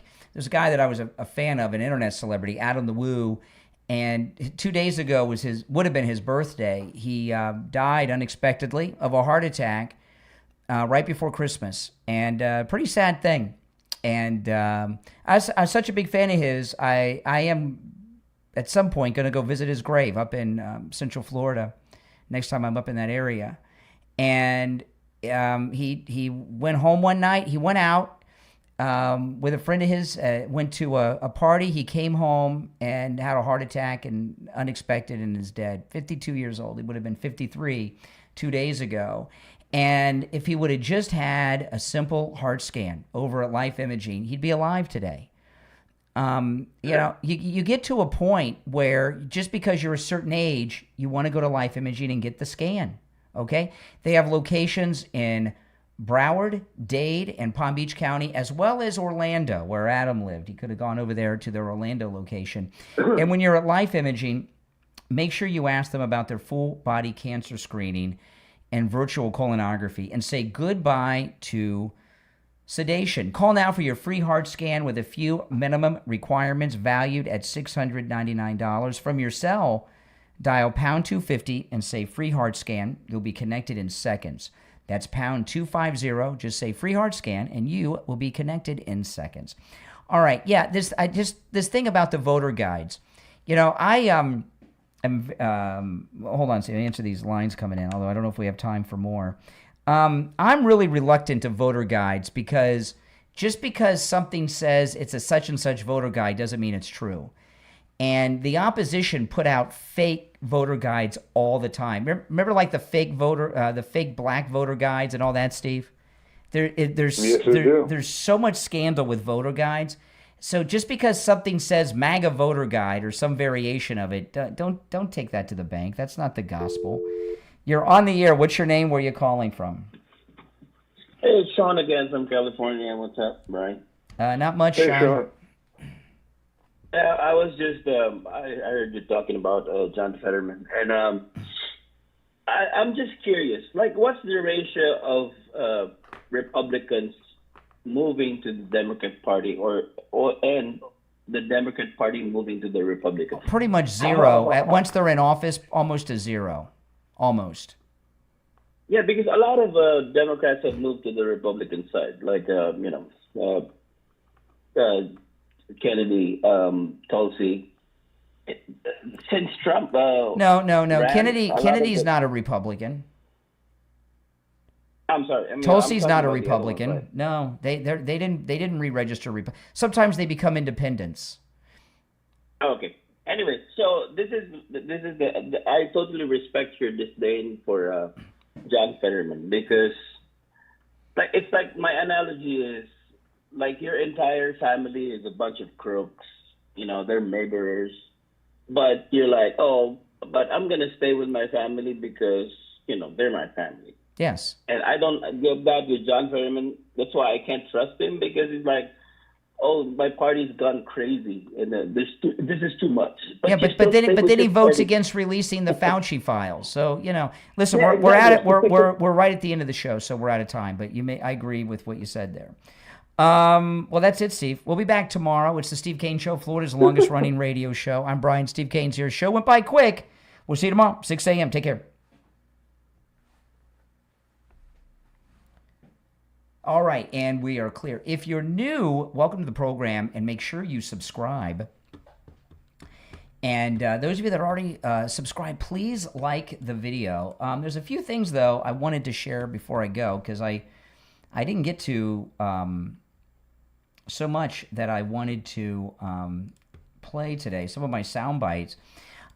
Here's a clip of the president, and he's talking about the switch off of air. Listen to this. No, I know, but this one went over to England because the soldiers wanted to see it, and it stopped, and they showed it to the soldiers, and we did a switch over there, and it was really as per the military, and I just have to do what they say. They go for safety, and I have to do what they say. Well, I don't know. I think actually the plane that I flew on was at greater risk. I think it was at greater risk because that would be the plane I think that they would be more likely to go for. So what he's saying is the press were actually that was on the so-called decoy plane were actually on a safer plane than he was on. So they would have been much better off. Here's another clip of him, a little better audio, talking about what happened here. The press are really pissed off about that switch, aren't they? They really are. They can't stand it. Let's see here. Oh, I lost my mouse. Where did my mouse go? Hold on. I hate when that happens. My mouse just disappeared. Well, luckily the show's over. Well, at least the radio show. Hold on. I can't find the cursor to my mouse. It'll come back up in a second. This happened to me yesterday on the program. Hold on a second here. Technical error. See, I'm doing the post show and I'm having a technical error.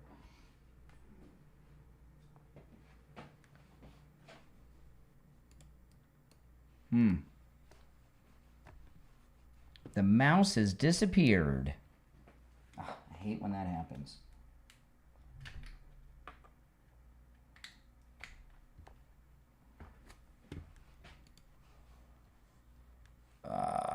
See, I can't even shut the stream off because I don't have the mouse. I got to wait for the mouse to come back to turn off the stream.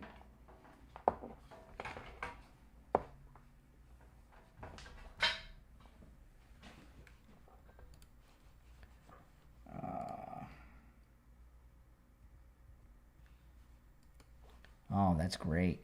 This happened to me yesterday or the day before during the show. I think it was yesterday's show. Maybe I need a new mouse. Plug it in somewhere else.